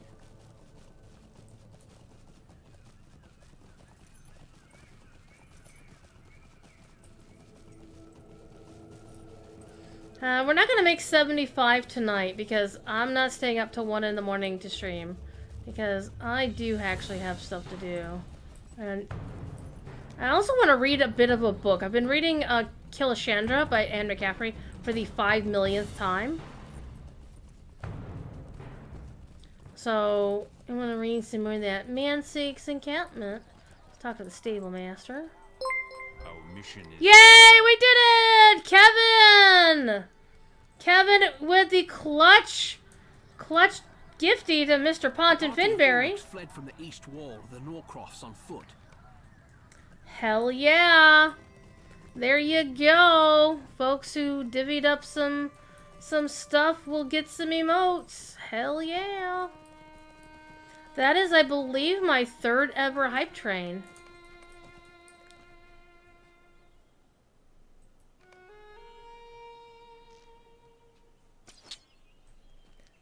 You little peckerhead. I'll kick you. I'm gonna slap you with a fish. Slapped your ass with a fish.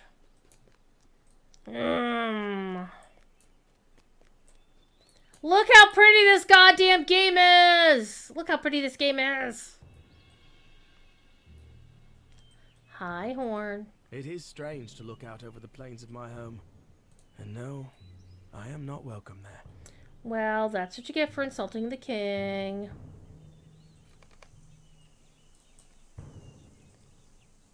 Horn is an unusual man. I will keep an eye on him for you. I appreciate that.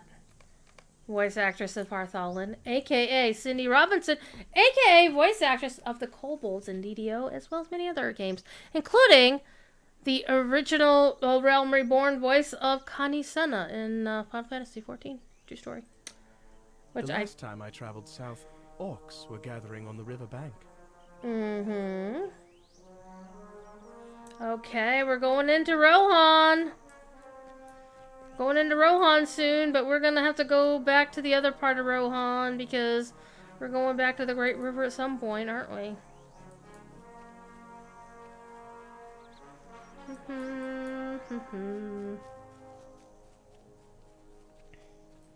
You see this mortal orc? Get your ass over here. Kill him, gotta go, poof. Okay, it's getting late. Well, it's getting later for you, but you got shit to do. Okay.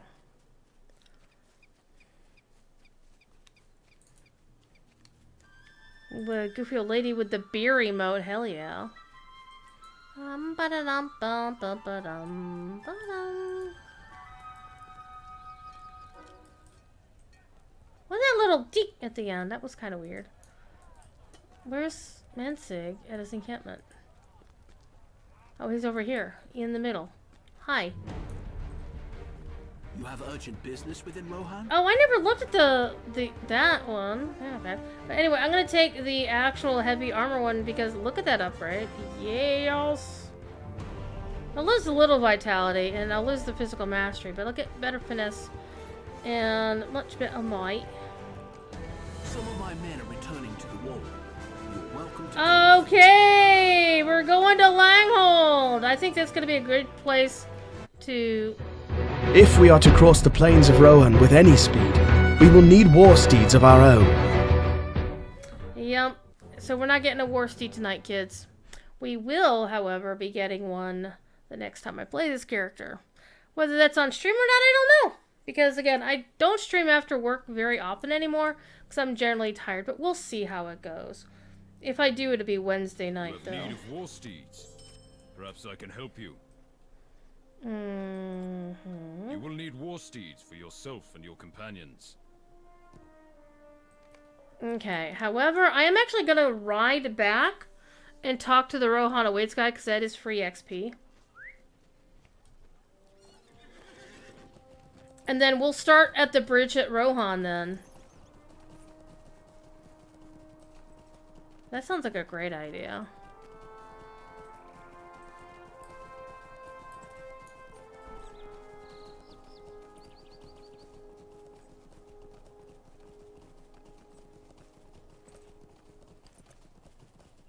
Moo.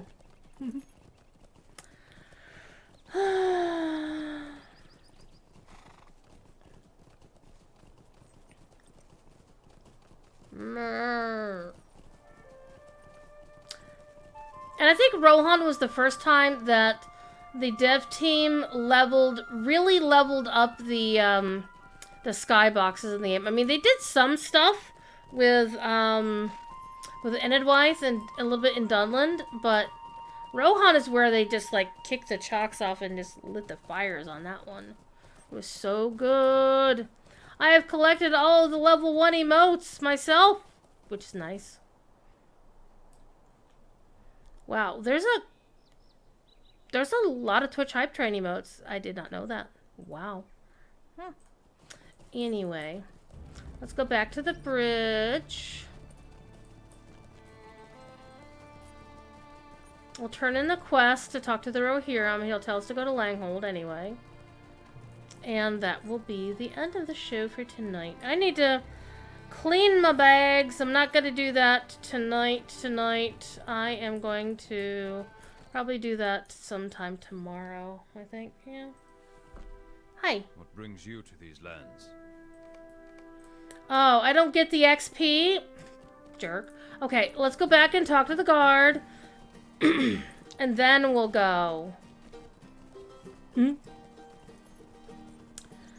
then I'll pop into No Man's Sky for maybe an hour. Maybe. Because basically what's happened in No Man's Sky is the expedition that's going on right now. It's a limited time event. It's going to last a total of 6 weeks. And they're already in week 2. But you can... I completed it all a couple of days ago. But the thing is, there's a couple of community things still ongoing that people can still earn, and one of them completed this morning, or did late last night after I went to bed. And what they do is they allow folks who die, because it's a roguelike permadeath thing, so if you die, you have to start the expedition all over with nothing, and then, you progress. But these optional community achievements, once they're completed, these objectives, they will improve the quality of the stuff that people start out with, and help them play through the stuff better and more quickly. So I want to actually start a new save of it and see how it plays with the upgraded stuff. Because the last time I died and had to start over, it starts with like B tier, and then you can get upgrades to A tier, and we just earned the upgrade to S tier, and then there's an X tier, and whatever. Okay, Dala. Give me some XP. There we go. Alright. So we have to complete all the quests in Langhold, blah blah blah. But we're not doing that right now. Let's go see, since Busy Beth rated me, who else is streaming the Lotros tonight? Is there anybody that I know streaming the Lotros? Because I always feel weird about streaming or rating somebody that I don't yet know.